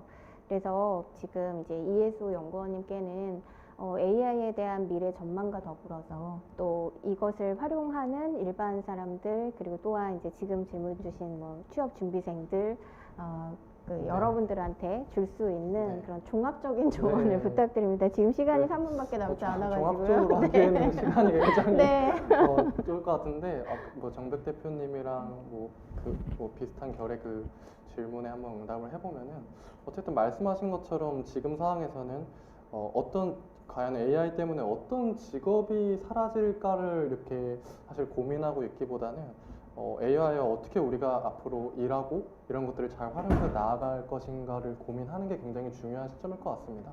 역사적으로 사실 보면은 그런 우리가 산업혁명부터 거쳐서 보면은 기술 혁신에 대해서 항상 우리가 걱정해 왔고 이런 것들이 우리를 지배하지 않을까 이런 이슈들이 많이 있었는데 결국에는 이런 기술 혁신이 단순히 일자리를 없애기만 한 게 아니라 새로운 일자리를 창출하면서 경쟁 구조를 계속 변화시켜 왔습니다. 그렇기 때문에 사실 이런 AI 에이전트 같은 것들이 이제 보편화가 되면은 뭐 단순 행정 업무나 뭐 어떤 단순한 회계나 뭐 이런 업무들은 이제 조금 AI 에이전트가 정형화된 이런 업무들은 AI 에이전트가 수행될 가능성이 높지만 이제 그와 반면에 분명 AI가 기존 직업을 대체하는 만큼 새로운 일자리도 탄생을 할 것입니다. 그러니까 여러분들도 좀 이제 이 AI 에이전트 시대가 이제 사실 다가왔고 이미 거의 가까운 시일 내에 왔기 때문에 우리가 어떻게 AI 도구를 좀 활용하는 역량 그런 거를 기르는데 조금 더 시간을 쓰면서 이 어려운 이 취준생의 과정을 잘 보내시면 분명 좋은 결과가 있을 거라고 생각을 합니다. 네, 감사합니다. 네, 답변 감사드립니다. 사실은 지금 예정된 시간이 다 되었습니다. 그래서 오늘 이제 질문은 굉장히 많이 준비가 되었었는데 그런데 여러분들한테 그 모든 질문에 대한 답변을 다 드리지 못하지 않았나 싶어가지고 조금 아쉬움은 남지만 그래도 이제 종합적으로 계속 그 좀 거시적인 입장에서 많이 이렇게 답변을 주셨어서 어느 정도는 그래도 답을 얻지 않으셨을까 싶습니다. 네. 평소에는 제가 항상 1분 마무리 시간을 드렸는데 오늘은 이미 시간이 지나가서 그 마지막 답변으로서 가름하도록 하고요. 여러분들한테 이제 마지막 인사만 드리고 마치도록 해야 될 것 같습니다. 이번 세미나에서도 또 여러분들 많은 것들을 얻으셨을 것이다 라고 생각하고 또 그러셨기를 바라겠습니다. 다음 제2회 세미나에서도 또한 이제 오늘처럼 이렇게 흥미로운 주제 가지고 올 예정입니다. 그래서 다음 세미나에도 많은 관심 부탁드리고요. 또 마지막으로 저희 항상 숙제 있죠. 네, 숙제하셔야지요. 네, 방송 후에 그 송출되는 QR코드를 통해서 설문을 진행해 주시길 바랍니다. 그리고 또 이제 교육으로 인정받을 수 있기 때문에 이제 그 지자체 근무하시는 분들께서는 꼭 설문조사에 참여를 하셔서 그 교육 시간 인정도 함께 받으시고 또한 이제 그 일상의 작은 기쁨, 기프티콘, 커피 기프티콘도 역시 받기를 바라겠습니다. 네, 그러면 설문에 대한 응답 많은 참여 부탁드리면서 이상으로 마치도록 하겠습니다. 시청자 여러분들 환절기에 감기 조심하시길 바랍니다. 감사합니다.